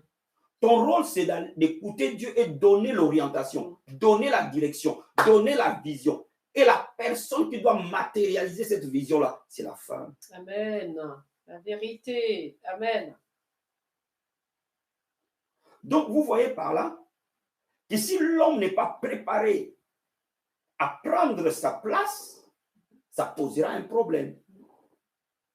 Si la femme non plus n'est pas préparée à prendre sa place, ça posera un autre problème. Amen. Donc, la préparation de l'homme et de la femme est capitale. Amen. Pour que nous ayons des familles équilibrées, stables. Amen. Je vous dis une chose. Quand vous apprenez ces choses, et que ni votre mari, ni votre futur mari, ni votre prétendant ne le connaît, mon ami, ma fille, tu vas devenir comme sa mère. Parce que plus tu vas grandir et plus tu vas grimper, et que quand il va commencer à te raconter des histoires, tu vas dire, mais c'est trop bas cette affaire, c'est banal. Et qu'est-ce qui va se passer? Il va se mettre en boule. Toujours énervé dans la maison. Parce qu'il aura l'impression de retrouver sa mère avec un petit bâton sur la tête. Donc les rôles sont inversés. Donc il est important de comprendre que de la même manière que tu es en train de percer, pense derrière Amen. À ce que lui aussi perce. Amen, amen. Donc cela veut dire que toi aussi tu dois beaucoup prier pour lui et incite-le à entrer dans les choses de Dieu. Amen. Ainsi, vous allez avoir une vie de famille complètement équilibrée. Amen. Voyez-vous donc, aujourd'hui, la famille, ce n'est pas l'affaire que de l'homme. La famille, ce n'est pas l'affaire que de la femme. La famille, c'est l'affaire de l'homme et de la femme. Amen. L'homme doit être préparé, la femme doit être préparée. C'est trop important. Amen. Donc, quand les femmes prennent de l'avance et que les hommes regardent la télé et dorment, ça pose un autre problème derrière. Amen. Donc, je vais dire par là que ma fille, quand il veut aller au mariage, pense à cette donnée-là. Pense à cette donnée. Amen. Toi, tu te lèves la nuit, tu pries, l'autre dort. Toi, tu vas à l'église, lui veut regarder la télé. Les enfants auront tendance à aller regarder la télé. Parce qu'ils vont choisir les chemins les plus faciles. Quelqu'un est béni? Amen. Quelqu'un est béni? Amen. Donc, bien aimé, nous devons comprendre ces bases. Maintenant, nous croyons que Dieu est capable de bâtir nos maisons. Amen. Nous croyons que Dieu est capable de construire nos vies. Amen. Je vais vous donner, la prochaine fois, vous donner notre témoignage, comment nous nous sommes rencontrés avec ma femme. Amen. Mais je vais juste vous souligner quelque chose. Un jour, quand nous étions mariés, et j'ai commencé, ma première base, ma première intention extrême de prière, c'était pour ma femme. Mais je les faisais en secret, au fait. J'ai prié pour elle, elle ne savait pas. Donc, comme avant, j'avais l'habitude de noter toutes mes intentions de prière. 1, 2, 3. Et je les mettais dans des bouts de papier, c'était dans mes poches. Je mettais un bout dans les poches de veste, parfois dans les poches de pantalons. Et quand j'avais un petit moment, j'ouvrais ma feuille de prière et je mettais à prier, à intercéder pour le Seigneur. Je fais de ma femme, une femme de prière, qu'elle puisse t'aimer, qu'elle puisse m'aider dans les ministères. Fais que Seigneur, mon Dieu, qu'elle puisse avoir un grand cœur. J'intercédais, mais j'intercédais en secret. Parce que c'est parfois, c'est pas bon d'intercéder toujours devant la personne. Hein? D'accord? Vous comprenez? Donc j'intercédais pour elle. Donc vraiment, j'intercédais beaucoup. Et elle ne savait pas. Et un jour, elle est en train de laver mes vêtements. Elle trouve des bouts de papier partout. Et elle se met à lire ces bouts de papier. Et se rend compte que c'est elle dont on fait allusion dans ces bouts de papier-là. Et quand je suis rentré, elle me sort le bout de papier et dit, oh, donc c'est toi, tu passes ton temps à prier pour moi. Amen. Mais aujourd'hui, elle est exactement ce que j'ai demander à Dieu. Amen. Et aujourd'hui, vous savez, parfois il y a des moments, je ne prie pas pour moi-même souvent. Mais si quelqu'un n'oublie jamais à prier pour moi, c'est elle. Si quelqu'un n'oublie jamais à prier pour moi, c'est elle. J'ai parfois l'impression qu'elle s'oublie pour prier pour moi. Amen. Donc, vous voyez, la prière, elle paye. Elle paye. Quand vous priez pour quelqu'un, bien aimé, tôt ou tard, vous récolterez les fruits de votre labeur. Amen. Tôt ou tard, vous récolterez les fruits de votre labeur. Amen. N'arrêtez pas de prier. Ayez maintenant une vision claire par rapport à la parole de Dieu, de ce que Dieu peut faire de votre mari ou de votre femme. Amen. Si vous ne savez pas ce que Dieu peut faire de lui et quelles sont les bases sur lesquelles Dieu peut se servir, vous ne pouvez pas bien intercéder. Bien aimé, nous avons introduit et présenté le mariage selon Dieu. Maintenant, le numéro de téléphone est là. Si vous avez des questions par rapport à ce que nous avons vu, appelez-nous et nous allons essayer de vous répondre. Je ne garantis pas que j'ai la réponse à tout. Hein. Donc, si moi, je n'ai pas la réponse, maman va m'aider. Bon, en tout cas, si on n'a pas la réponse, tout de suite, on va te dire, on va aller prier, chercher dans la parole de Dieu. Amen. Et à la prochaine émission, nous allons vous répondre. Amen. Amen. Donc, le numéro de téléphone est avec vous. Si vous avez des questions, nous sommes là pour vous écouter et essayer de répondre à la lumière de la parole de Dieu. Si nous avons la réponse tout de suite, mais si nous ne l'avons pas, ce n'est pas grave. Nous allons vous répondre la prochaine fois. À vous de jouer, bien-aimés.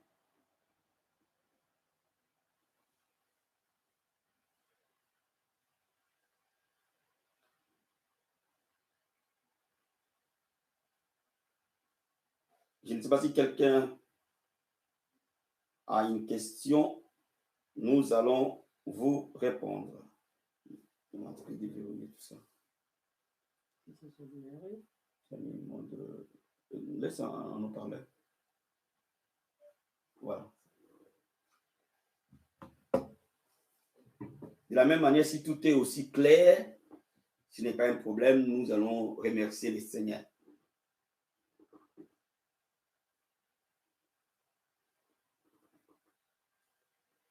Alléluia. Alléluia. Nous avons un appel. Allô? Oui, allô? Oui, shalom, apôtre. Shalom, mon fils. Sois béni. C'est frère Kevin? Oui. Sois béni. Sois béni, frère Kevin. Béni. En tout cas, que la grâce du Seigneur vous couvre. Je suis très heureux. Tout le monde entend correctement? Oui, je vous entends bien, oui. Amen. Est-ce que les gens qui nous suivent, vous nous entendez? Faites-moi signe. Oui, je t'écoute, frère Kevin. D'accord. Alors, moi, je voulais poser la question suivante. Alors, lorsque, par exemple, un frère donc, s'intéresse à une sœur dans une église, oui. Et donc, voilà, qui a donc, l'intention de cheminer avec elle, c'est-à-dire donc de l'épouser par la suite. Oui. Quelles sont les démarches qu'il faut entreprendre? Quelles sont les étapes, en fait, qu'il faut entreprendre avant d'aboutir au mariage en tant que tel, mariage civil, puis bénédiction de l'Église? Amen. C'est une très bonne question. Amen. Donc, quel est, quand vous vous intéressez à une sœur, amen, un frère s'intéresse à une sœur à l'église, et quelles sont le démarches à faire, amen. Attendez, bien aimé, on répond à une question après une autre. D'accord, s'il vous plaît? Amen. S'il vous plaît, attendez, il y a quelqu'un d'autre qui appelle derrière. Donc, je disais que lorsqu'un frère s'adresse à une sœur, amen, il est important de comprendre la première des choses, frère, quand une sœur te frappe à l'œil, toi-même d'abord, va prier. Amen. Amen. Amen. Toi-même, avant même de parler à qui que ce soit, avant même d'aborder la sœur, prends le moment de jeûne et prière. Prends le moment de la prière. Amen. Amen. Personnellement, tu peux aussi associer quelqu'un vraiment d'extrême confiance. D'accord? Et vous commencez à prier dessus. Quand vous avez la confirmation du Seigneur, et cherche toujours une personne neutre, je dis bien neutre, mais qui ait de confiance dans l'Église, qui peut te porter dans la prière. Pourquoi? Parce que le regard neutre est capital. Parce que généralement, quand on rencontre quelqu'un, c'est d'abord l'œil. Hein? Donc l'œil t'a tapé et puis voilà. Donc c'est déjà, tu es un peu en étant second.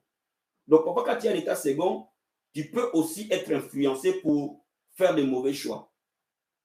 Parce que tu penses tellement à la personne, elle va apparaître dans ton rêve, tu penses tellement, tu vois. Mais une personne qui est neutre va rester en prière et va te donner un signe supplémentaire. Amen. Quand cette base-là est établie, maintenant, la première étape, essaye d'approcher la sœur sans lui faire comprendre que tu vises quelque chose.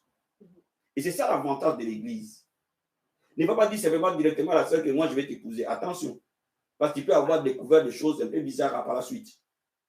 C'est là aussi vrai. Donc, observe, va un peu dans l'environnement de la sœur.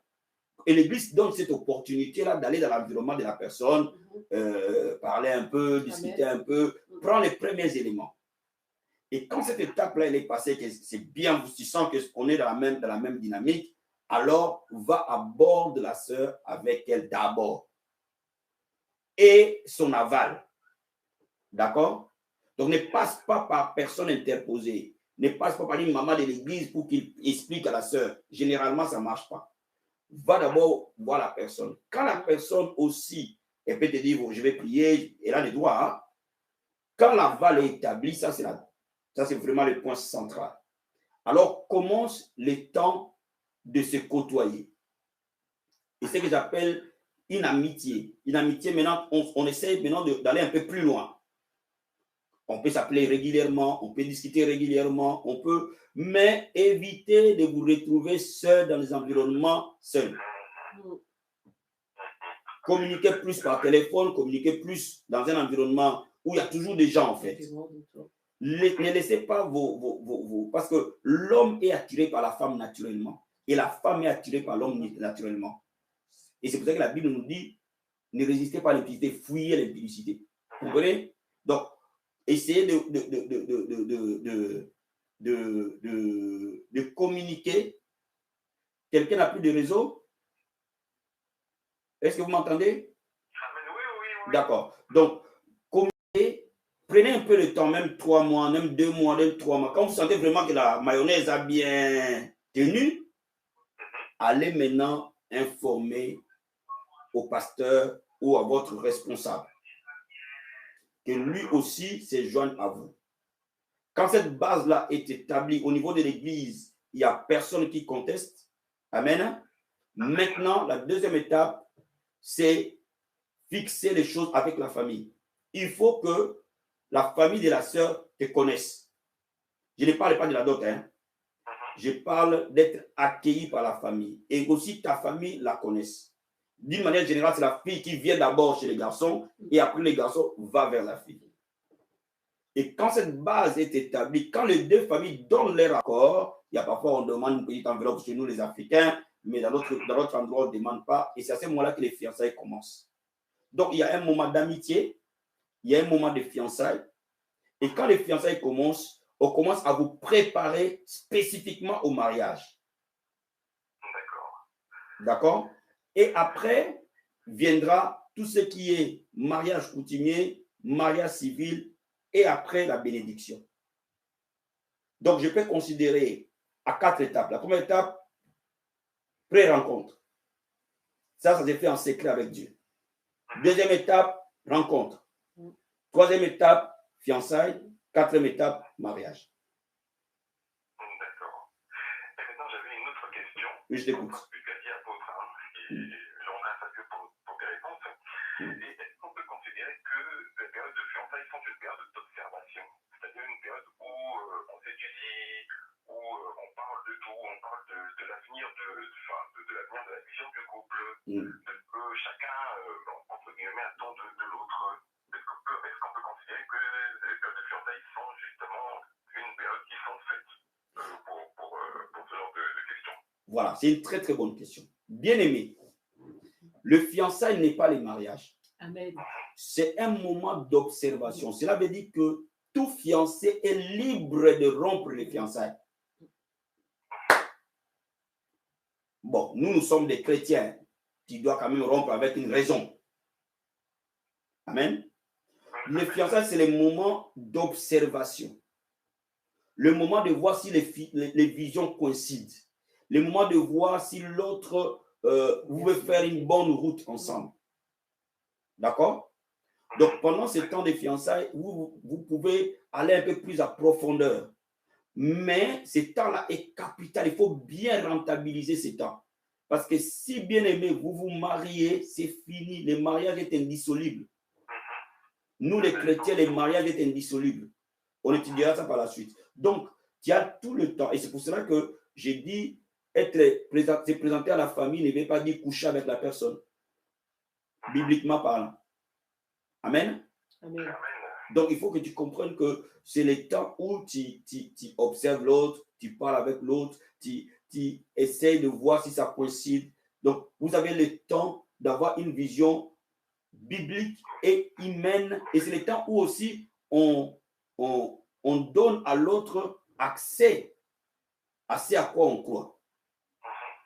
Donc, mais n'oubliez pas dans l'esprit que les fiançailles peuvent se rompre et cela ne veut pas dire que la personne est coupable. Est-ce que j'ai été clair?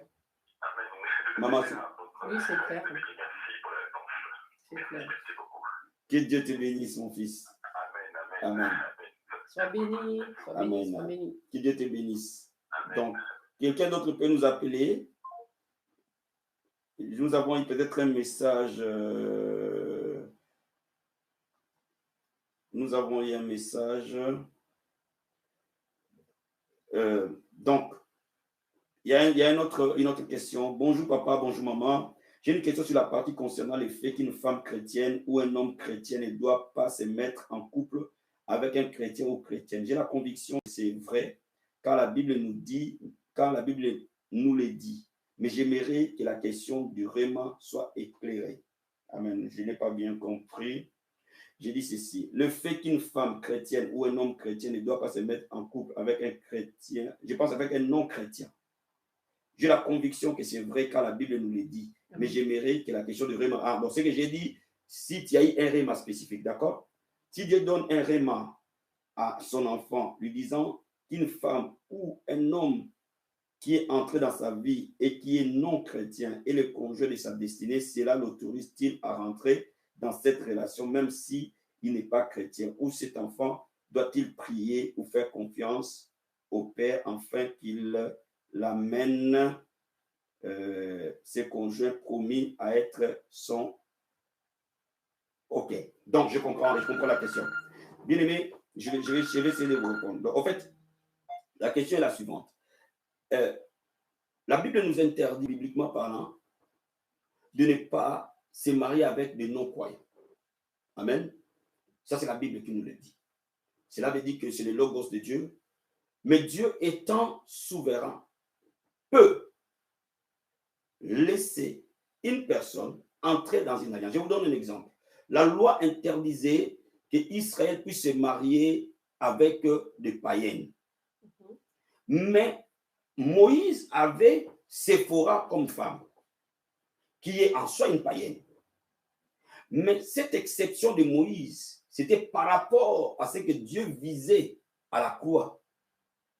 Donc Moïse a eu un réma spécifique pour être en alliance avec Séphora. Donc laisse-moi maintenant te dire quelque chose. Que Dieu peut permettre par rapport à la destinée de la personne d'épouser un non-croyant. Mais si Dieu l'a dit, il fera que cet homme-là deviendra croyant. Amen. Si réellement Dieu l'a dit. Et c'est pour cela que quand on est en train de faire le choix, on fait les filtres. Est-ce que la personne, elle est croyante? Donc, bon, on passe à l'autre étape. Mais si Dieu te dit d'abord en premier, parce que tu as cherché, quand tu as cherché Dieu, parce que Dieu te le dit, parce que Dieu te le montre, alors dans ce cas, cherche des confirmations. Si Dieu confirme, tu peux épouser cet Amen. homme, il sera réellement, il va se convertir. Bien sûr. Mais j'ai dit bien un réma, un ainsi dit l'Éternel. Pas tes propres désirs. N'invente pas les rémas. N'invente rien. Sois honnête avec toi-même.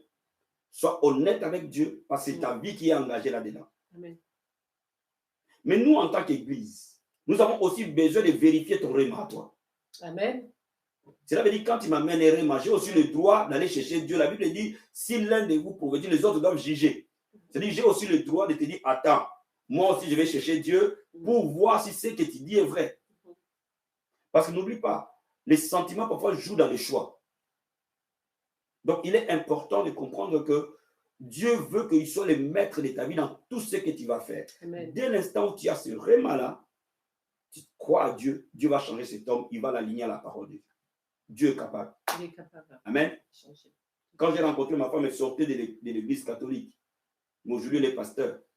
Il est aussi efficace qu'un quelqu'un qui est né dans une famille évangélique. Dieu est capable. Mais parce que j'ai reçu le réma au départ. Amen. Dieu est capable. N'est-ce pas, maman? Tout à fait. Dieu est capable. Est-ce que j'ai répondu? Je pense que j'ai répondu à ta question, sœur Suzanne. Est-ce que quelqu'un peut dire Amen? Est-ce que vous voulez que je garde les questions anonymes? Parce que c'est possible, quelqu'un peut vouloir qu'on garde les questions anonymes. Hein. Si vous voulez qu'on garde les questions anonymes, c'est-à-dire que je ne cite pas le nom de la personne et justement, je réponds directement. Mais si ça ne vous gêne pas et que je dise que telle a posé telle question, moi, il n'y a pas de problème. Si la personne veut que ce soit anonyme, il va le préciser. Amen. Amen. Quelqu'un d'autre? Quelqu'un d'autre? Il y avait quelqu'un qui nous appelait. Vous pouvez nous envoyer un message ou... Donc, j'espère que j'ai bien précisé. Maintenant, après, on vous donnera comment trouver les rémas en ce qui concerne les mariages. D'accord? Ça, c'est un autre cas. Ça demande vraiment les profondeurs de la parole. Amen. Mais comment on accède au réma concernant les grandes décisions de la vie, entre autres les mariages. Ça, c'est autre chose. Mais le réma doit être là. De toutes les façons, je considère que même si c'est un chrétien, il faut que Dieu parle. Quand même. Amen. De toute façon, sans te couper la porte, je pense que Dieu, il va être au contrôle de tout. Donc, un chrétien, même si Dieu a prévu que ce soit ton mariage, il veut être au contrôle. Donc, c'est pour cela que c'est important d'aller chercher la face de Dieu. Amen. Vas-y. C'est important d'aller chercher la face de Dieu et ça, ceci, on le cherche dans la prière. Amen. Allô? Une question. Allô? Allez-y.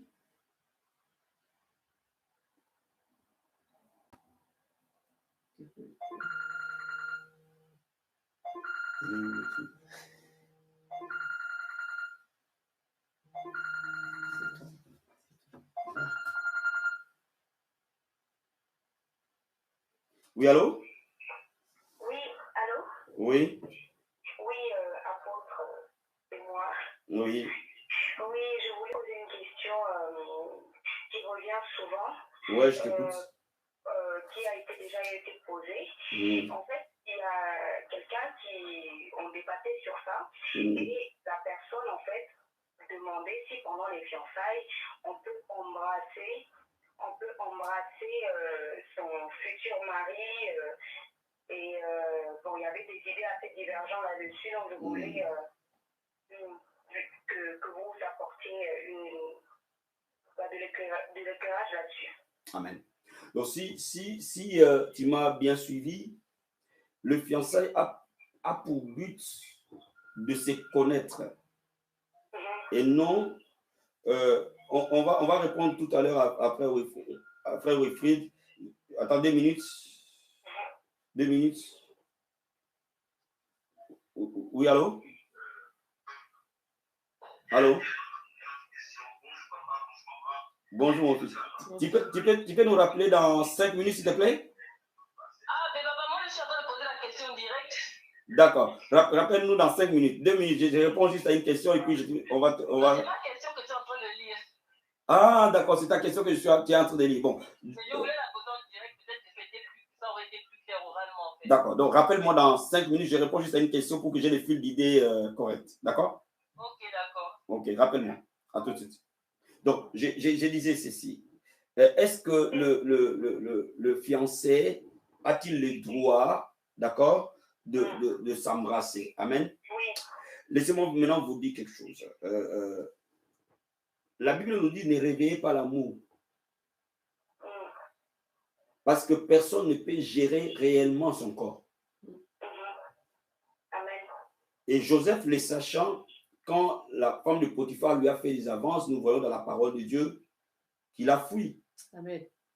Il n'y a que ça. Il n'y a que ça. Parce que s'embrasser, c'est un préparatif à l'acte sexuel. C'est pour cela que Dieu l'a établi, l'a créé. C'est-à-dire que tu ne peux pas embrasser la personne, bon, faire des bisous au jour, ça, il ne parle pas de ça. Quand tu parles d'embrasser, c'est-à-dire qu'il va plus loin, normalement. C'est ça la question. De bouche à bouche, c'est ça. En tout cas, c'est surtout le côté s'embrasser, parce qu'on avait vraiment des divergences là-dessus. Elle a été d'accord, je n'étais pas d'accord, etc. Voilà. Je vais maintenant expliquer. Il y a plusieurs manières d'embrasser les gens. D'accord? Comme la Bible dit, nous nous embrassons par un saint baiser. Ça, ce n'est pas un saint baiser de l'église dont on parle ici. Là. Non. C'est-à-dire, voilà, donc c'est un peu plus profondément. Oui. Et c'est cet embrassage préparé pour les amoureux est logiquement réservé aux mariés. Amen. Parce que ça prépare l'homme et la femme, ça les prédispose à aller plus loin, à avoir une intimité. Donc, vous ne pouvez pas allumer un feu et ne pas l'éteindre. Amen. Amen. Donc, vous allez voir que ce terrain-là ne se limite pas là. Quand on entre dans ce terrain, on finit par là en tout cas. Honnêtement. Honnêtement, on ne finit pas là. Donc, bien aimé, focalisez pendant le temps des fiançailles à vous connaître, à discuter, à parler longuement, Amen. à voir, parce qu'il y a des choses parfois, moins vous allez l'aborder pendant les fiançailles, parfois vous ne l'aborderez plus. Et un jour, quand le besoin sera là, c'est là où tu as dit, tu m'as caché des choses. Mais comment je t'ai caché des choses? Mais parce que vous n'avez jamais discuté. Amen. Parce que quand vous ouvrez cette brèche-là, c'est très difficile de la fermer par la suite. Amen. Donc la Bible nous dit, fuyez l'impudicité, point à la ligne. Amen. N'ouvrez pas une brèche que vous n'êtes pas capable de fermer. Amen. Je peux rajouter quelque chose. C'est-à-dire, les fiançailles, c'est plus le côté préparatif, c'est verbal. C'est discuter, échanger, apprendre à connaître l'autre, apprendre à vraiment à le côtoyer, mais pas des contacts physiques. C'est ça les fiançailles. Les fiançailles, ce n'est pas les contacts physiques, c'est le dialogue.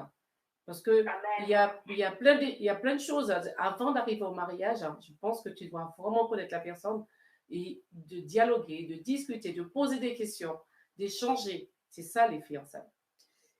Et puis, deux minutes. Je vais expliquer aussi une chose. Après, tu vas poser ta question. Amen. Laissez-moi vous expliquer une chose. Je vous ai dit que les fiançailles peuvent se rompre. Maintenant, supposons que vous êtes dans l'église et que vous savez par vous-même que vous avez outrepassé les limites. Supposons maintenant une des personnes se rétracte. Comment tu vas regarder la personne en face? Voilà. Dieu établit les règles pour nous protéger. Amen. Ce n'est pas pour nous faire du mal, c'est pour nous protéger. Donc, plus on se protège, au fait, en réalité, les fiançailles n'est qu'une amitié qui va un peu plus loin. Voilà. En réalité. Oui, c'est tout à fait ça. Profitez de cette occasion pour prier, pour regarder les moments de prière, pour discuter, dialoguer. Pas de prières dans une chambre enfermée, hein. Des prières chacun chez soi et on prie. Amen. Oui, je t'écoute. Et du coup, j'aimerais savoir combien durent les fiançailles, en tout cas les fiançailles efficaces, on conseille combien de temps, et aussi combien de temps doivent durer les fréquentations. Donc, les pré-fiançailles, c'est-à-dire que, bon, ils se parlent, etc., ils s'appellent, etc. Donc, combien durent les pré-fiançailles, donc les fréquentations, et combien durent les fiançailles qui doivent être efficaces? D'accord. Donc, le pré-fiançailles, tout comme bon, parlons plutôt de fiançailles. Dans la Bible, il n'y a pas de normes établies, hein? Il n'y a pas de date, de limite. Mais, humainement parlant, je conseille que les mariages ne soient pas faits ni dans la précipitation, ni trop tard non plus. Amen. Il faut un équilibre. C'est-à-dire que quand les fiançailles disent trop longtemps, ça pose un problème. Parce qu'au fil du temps, vous allez plus vous connaître, vos cœurs vont s'attacher et voilà. Donc, ça posera un problème. Donc, les fiançailles, tout comme les pré-fiançailles, ne doivent pas trop durer, mais ne doivent pas être prématurées non plus. Moi, je considère que de 6 à 12 à 2 ans maximum, le mariage peut être fait. De 6 mois à 12 mois à 2 ans. Dans cette zone-là. Mais quand on se rencontre un jour et puis 2 semaines après on se marie, c'est un peu délicat quand même. Oui, c'est un peu tôt. D'accord? Prenez votre temps, au moins 6 mois de se connaître. À partir de 6 mois, on peut commencer à envisager aller plus loin. Donc de 6 à 12 mois, on peut envisager les fiançailles, c'est ça? Donc de 6 à 12 mois, on est dans les fiançailles. On peut aller jusqu'à 2 ans, il n'y a pas de problème. Hein? Bon, on peut aussi aller plus loin si on a la capacité de gérer. De 6 mois à 2 ans, c'est une bonne moyenne. Mais éviter les 15 ans de fiançailles, 10 ans de fiançailles, ça c'est du passe-temps. C'est pas bon. D'accord? Ok. J'espère qu'on a répondu à ta question. Ok. Sois béni. Amen. C'est Suzanne, tu peux nous rappeler, c'est bon? Merci. Oui, allô? Allô? Oui, ma fille. Mes enfants. Bonjour papa, bonjour maman. Bonjour ma fille. Bonjour ma fille. Soyez bénis. Merci. Amen. Merci. Merci pour ce moment. Merci Amen. pour l'opportunité que vous nous donnez de pouvoir poser des questions qui sont importantes en tant qu'enfant de Dieu. Amen. On a parfois besoin d'être éclairé sur certains points. Amen. Ben, en fait, moi, ma question, c'est par rapport à un point que papa a soulevé tout à l'heure concernant le fait que, en tant qu'enfant du Seigneur, le Seigneur nous a donné comme instruction de nous marier dans notre peuple. Amen. Et que donc, un chrétien ou une chrétienne ne peut pas s'engager avec un non-chrétien. Amen. Et papa a dit, sauf réma particulier. Amen. Sauf si l'enfant de Dieu a reçu un réma du Père. Amen. Et en fait, c'est pas vraiment une question, mais j'aimerais partager une question sans que ce soit vraiment une question, que ce soit un peu plus éclairci. Parce que moi, aujourd'hui, je me demande, un enfant, une chrétienne qui a un non-chrétien qui rentre dans sa vie, qui s'approche, ou un chrétien qui est intéressé par une femme qui n'est pas chrétienne, il reçoit un réma de Dieu. Donc Dieu va lui parler, va lui faire comprendre que c'est cet homme, cette femme est le conjoint de sa destinée. La question que j'aimerais qu'il soit éclairci, c'est est-ce que ce réma autorise cet enfant du Seigneur à rentrer dans la démarche, c'est-à-dire l'amitié, enfin, bon, l'amitié encore, c'est pas ce qui me dérange, mais aller jusqu'aux fiançailles avec cette personne, si cette personne n'est pas chrétienne. Ou est-ce que la sagesse veut qu'il peut devenir ami, éventuellement, ou qu'ils peuvent devenir amis, se côtoyer, mais l'enfant de Dieu ne doit-il pas rester dans la position où il reste en prière jusqu'à ce que Dieu fasse de ce conjoint de la destinée qui lui a révélé un enfant de Dieu également? C'est-à-dire parce qu'il donne sa vie à Jésus. C'est vraiment la question que je me pose. Ah, d'accord. Ça change, hein, ça change par rapport à ce que j'avais compris. D'accord. Donc, le principe, c'est que Dieu peut faire grâce à quelqu'un pour se marier. Et il faut comprendre que Dieu peut changer quelqu'un d'un non-croyant en croyant. Ça, c'est la capacité de Dieu. D'accord? Donc, personne ne peut limiter Dieu de changer quelqu'un. Personne ne peut... si Dieu te choisit comme un vase par lequel il va passer pour toucher la personne, on ne peut pas l'empêcher. D'accord? Mais attention, l'application, l'alliance de mariage n'est faite qu'entre enfants croyants. Donc, cela veut dire quoi? Cela veut dire que nous, enfants de Dieu, nous ne pouvons pas faire alliance avec des non-croyants.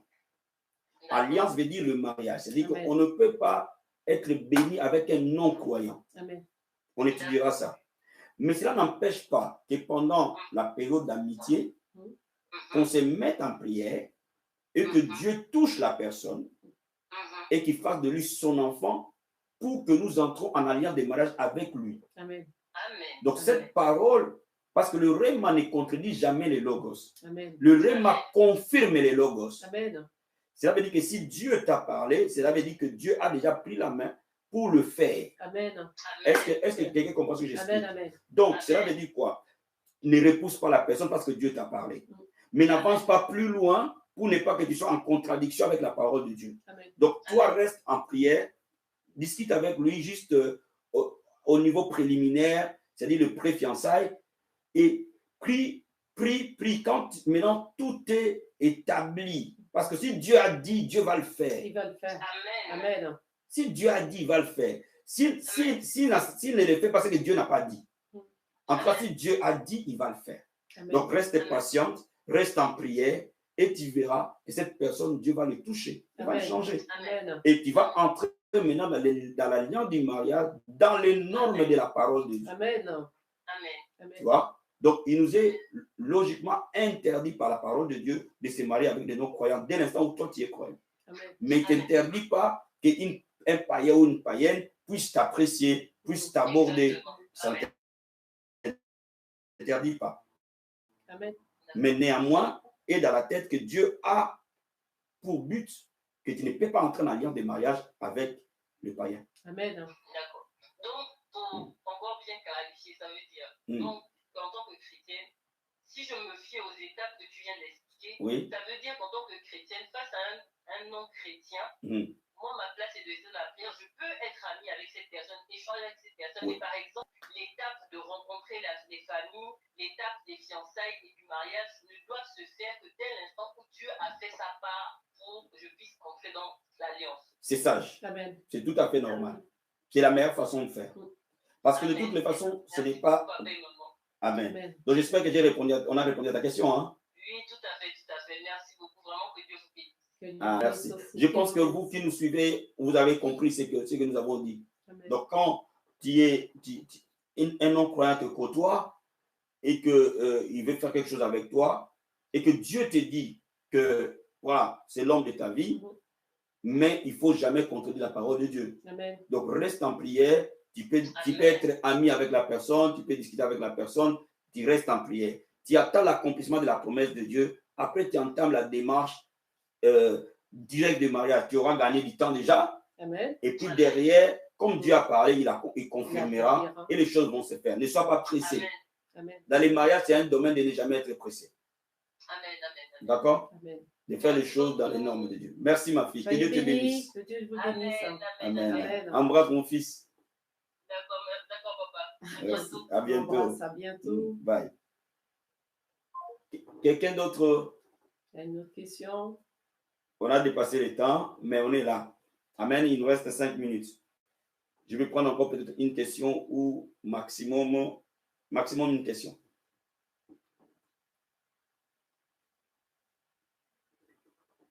C'est clair? Tout est bon? Tout est bon? Donc, bien aimé dans le Seigneur. Ah oui, d'accord. Ok. Il va rappeler sur. On vous écoute, vous pouvez nous appeler. La question, d'accord. Est-ce que peut... Ok. Oh. Non, pas comme ça. D'accord. Ok. Est-ce que peut-on tenir la main de son fiancé? Oui, allô? Oui, allô, apôtre? Oui. Oui, j'ai une question. En fait, est-ce qu'un homme marié et une femme mariée peuvent avoir des amis? Ou si oui... Ils peuvent avoir des amis? Oui. Oui, voilà. Est-ce qu'un homme marié peut avoir des amis? Ou une femme mariée peut avoir des amis? Et si oui, est-ce qu'ils peuvent avoir des amis non chrétiens ou ne peuvent qu'avoir des amis chrétiens? Ah, d'accord. Un couple, logiquement, n'est pas appelé un mariage, n'est pas appelé à vivre en vase clos. Donc, il n'est pas interdit à un couple ou à une personne d'avoir des amis. D'accord? Ok. Maintenant, la question qui se pose, est-ce qu'on peut avoir des amis non chrétiens? La Bible ne nous interdit pas de se tisser en amitié avec. Ce n'est pas une amitié, n'est pas une alliance. D'accord? Mais néanmoins, il faut comprendre qu'il y a des limites dans la façon de communiquer. Donc la Bible nous dit, sortez du milieu d'eux. Jésus allait chez les païens sans être ami avec les païens. Il allait pour les gagner et les ramener au royaume. Amen. À ne pas confondre. Parce qu'un ami, je considère un ami, c'est un confident. Je considère un ami, à moins que ce ne soit pas la bonne définition, un ami, c'est avec qui tu passes beaucoup de temps. Avec qui tu confies ta vie quelque part. Donc, si c'est ça la notion d'amitié, il faut faire attention aux païens. Parce que quelle est l'influence qu'ils peuvent avoir sur toi? D'accord? Mais cela ne t'exclut pas de parler avec eux, cela ne t'exclut pas de discuter avec eux. Nous devons gagner les mondes. Et pour gagner les mondes, nous devons approcher les mondes. Mais quand on parle des amis, nous devons avoir des amitiés dans les Seigneurs. C'est là où l'autre peut veiller, l'un peut veiller sur l'autre. Amen. Mais ça n'exclut pas de prêcher un non-croyant. Amen. Ou alors de le côtoyer dans le but de le ramener au Seigneur. Amen. Mais quand on commence à parler d'un confident, quand on commence à parler de quelqu'un qui doit influer sur tes décisions, quand on commence à parler, là c'est autre chose. D'accord? À ce moment-là, il faut choisir les gens qui craignent Dieu. La Bible dit les sages, celui qui marche avec les sages devient sage. La Bible dit ne te trompe pas, la mauvaise compagnie corrompt les bonnes mœurs. Donc, bien aimé, si tu laisses les mauvaises personnes autour de toi, tu paieras le prix. Amen. Amen. Mais on n'est pas ennemi des païens. On doit les approcher, on doit parler avec eux, mais sans se lancer dans des amitiés. D'accord. Et la dernière des questions que j'ai, c'est vraiment la toute dernière. Oui. Est-ce que vous autorisez dans un mariage chrétien de jouer la musique du monde? Et aussi, par exemple, si les parents de mon mari, par exemple, qui ne sont pas chrétiens, par exemple, son père n'est pas chrétien, mais il vient passer, par exemple, une semaine à la maison ou un mois à la maison, et qui n'est pas chrétien, il commence à boire la bière à la maison. Comment réagir à cette situation-là, sachant que c'est le papa de mon mari ou en tout cas, c'est quelqu'un qui a une autorité sur sa vie. Comment réagir s'il emmène de la bière, du whisky, il met la musique du monde dans la maison? Amen. Amen. C'est une question quand même importante parce que nous ne sommes pas toujours de parents qui sont chrétiens ou des gens qui ont autorité sur nous. Mais il faut comprendre une chose. Dieu dit, quand aux enfants d'Israël, quand vous sortez et que vous allez faire vos besoins, faites attention de le couvrir. Parce que l'Éternel passe dans les camps pour te protéger. Amen. Donc notre maison est aussi un sanctuaire de Dieu. Amen. Notre maison est aussi un lieu de visitation du Seigneur. Amen. Bien aimé, tout dépend de la manière qu'on va commencer à préparer les autres. Je ne dis pas aux gens d'être méchants. Je ne dis pas aux gens, quand vous devenez chrétien, vous devenez bizarre. Je dis tout simplement, il faut avoir quelque part une certaine fermeté, mais une certaine sagesse de communiquer certaines choses aux gens que nous aimons sans les blesser, sans les choquer. Amen. Donc, il est important de le comprendre. Donc, je considère que quand on est chrétien, ce n'est pas sage de jouer la musique du monde. Ce n'est pas biblique. Dans le mariage même. Oui, dans la vie. Dans la vie. Un chrétien n'écoute pas la musique du monde. On en parlera. D'accord? Donc, que tu sois marié, que tu sois non marié, la musique du monde, ça pose un problème. Parce que nous sommes le sanctuaire de Dieu. Nous sommes le temple du Saint-Esprit. Amen. Donc, dès l'instant où individuellement, nous devons vaincre ça, collectivement, nous ne pouvons pas l'accepter. Donc, le problème ne se pose même pas que est-ce qu'un chrétien peut-il jouer la musique du monde chez lui? Non. Non. Parce que même un chrétien ne doit pas écouter la musique du monde, qui qu'il soit. Non, c'est surtout dans le jour de la fête du mariage. Par exemple, parce que, on va dire, le est là à contribuer, mais l'oncle est païen et il exige qu'on mette de la musique du monde ou qu'il y ait de la bière le jour de la fête. Mais comment réagir à ça? Et ensuite, maintenant, quand papa vient à la maison, mais il n'est pas chrétien, etc. Oui, c'est une chose délicate que les chrétiens rencontrent. D'accord? Je ne veux pas que nous allions dans les extrémismes, hein, mais je veux que nous affirmions notre identité en tant que chrétiens. Il ne faut pas être extrémiste parce que la balance fausse est en horreur à l'Éternel. Il ne faut pas que si vous devenez chrétien et que les gens commencent à vous cataloguer parce que vous fonctionnez en dehors de l'univers. Mais la parole de Dieu, elle est claire. Amen. Donc, nous ne devons pas donner accès au diable. Donc, nous devons faire comprendre que, par exemple, dans le mariage, le jour de la célébration du mariage, c'est vrai, c'est souvent source de beaucoup de problèmes. Oui. Parce que les gens de la famille viennent et tous ces gens-là ne sont pas chrétiens. Et parfois, ils s'opposent à la musique qu'ils appellent les soirées chrétiennes. Mais vous pouvez commencer à expliquer très tôt aux gens que vous allez inviter que ça, c'est notre mariage. Et nous voulons qu'ils soient 100% chrétiens. Vous avez les droits. Vous avez les droits. Il ne faut pas, la Bible dit, de ne pas avoir peur des hommes. Il faut craindre Dieu plutôt que les hommes. Vous avez le droit de faire de votre maison ce que vous voulez. Amen. C'est votre droit. Amen. Donc, ça, c'est votre droit le plus fondamental. Ce n'est pas manquer du respect à vos parents. Non. Ce n'est pas manquer du respect à vos autorités. Amen. Vous devez les honorer, les respecter, mais ne pouvez pas prendre la place de Dieu non plus. Non. Donc, mais à vous de communiquer de la bonne manière avec vos parents. Amen. À vous de communiquer que papa, je t'aime bien, mais ça, c'est dans les mariages. Non. Parce que nous sommes des croyants.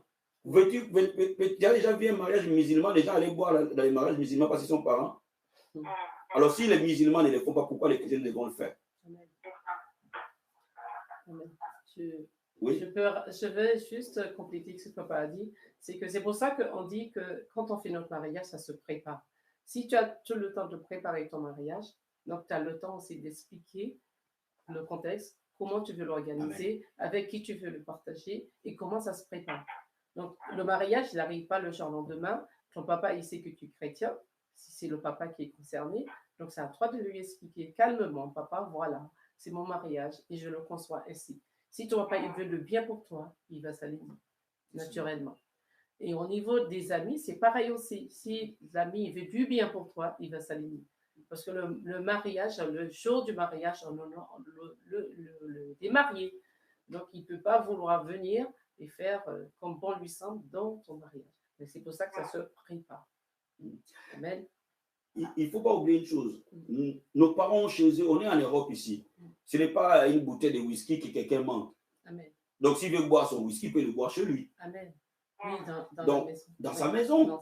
Donc, reçois-les bien, donne la place de père, de responsable, mais juste la règle en disant que papa, pendant que tu es chez nous, désolé, pendant que tu es là, tu vas boire du coca, tu vas boire des champomis si tu veux, mais je vais te faire tout ce que tu as mangé, tu lui donnes sa place de père, tu lui donnes la place de yaya, tu lui donnes maintenant. S'il va aller boire, ce n'est pas ton whisky qui va changer quelque chose chez lui. Tout le monde est capable de s'acheter une bouteille de whisky s'il le veut. Donc, il peut le faire chez lui, ça ne change pas grand-chose. Mais le temps où tu restes avec lui, tu lui donnes cette règle-là. Et les gens vont comprendre. Hein. Si tu sais communiquer, si tu ne te bloques pas toi-même, si tu sais communiquer avec, ça marchera sans problème. Ce n'est pas seulement parce qu'il n'a pas pris une bière que ça ne change quoi que ce soit, non. Amen. Dans les relations, ici tu es poli, respectueux, un enfant qui honore son père et sa mère, je pense que, bien au contraire, c'est aussi une façon de l'évangéliser. Tout à fait. Amen. Amen. Je voulais aussi rajouter, par exemple, tu es chez toi, tu es dans ton foyer, et tu as la famille ou bien des amis qui viennent, ils veulent prendre de l'alcool.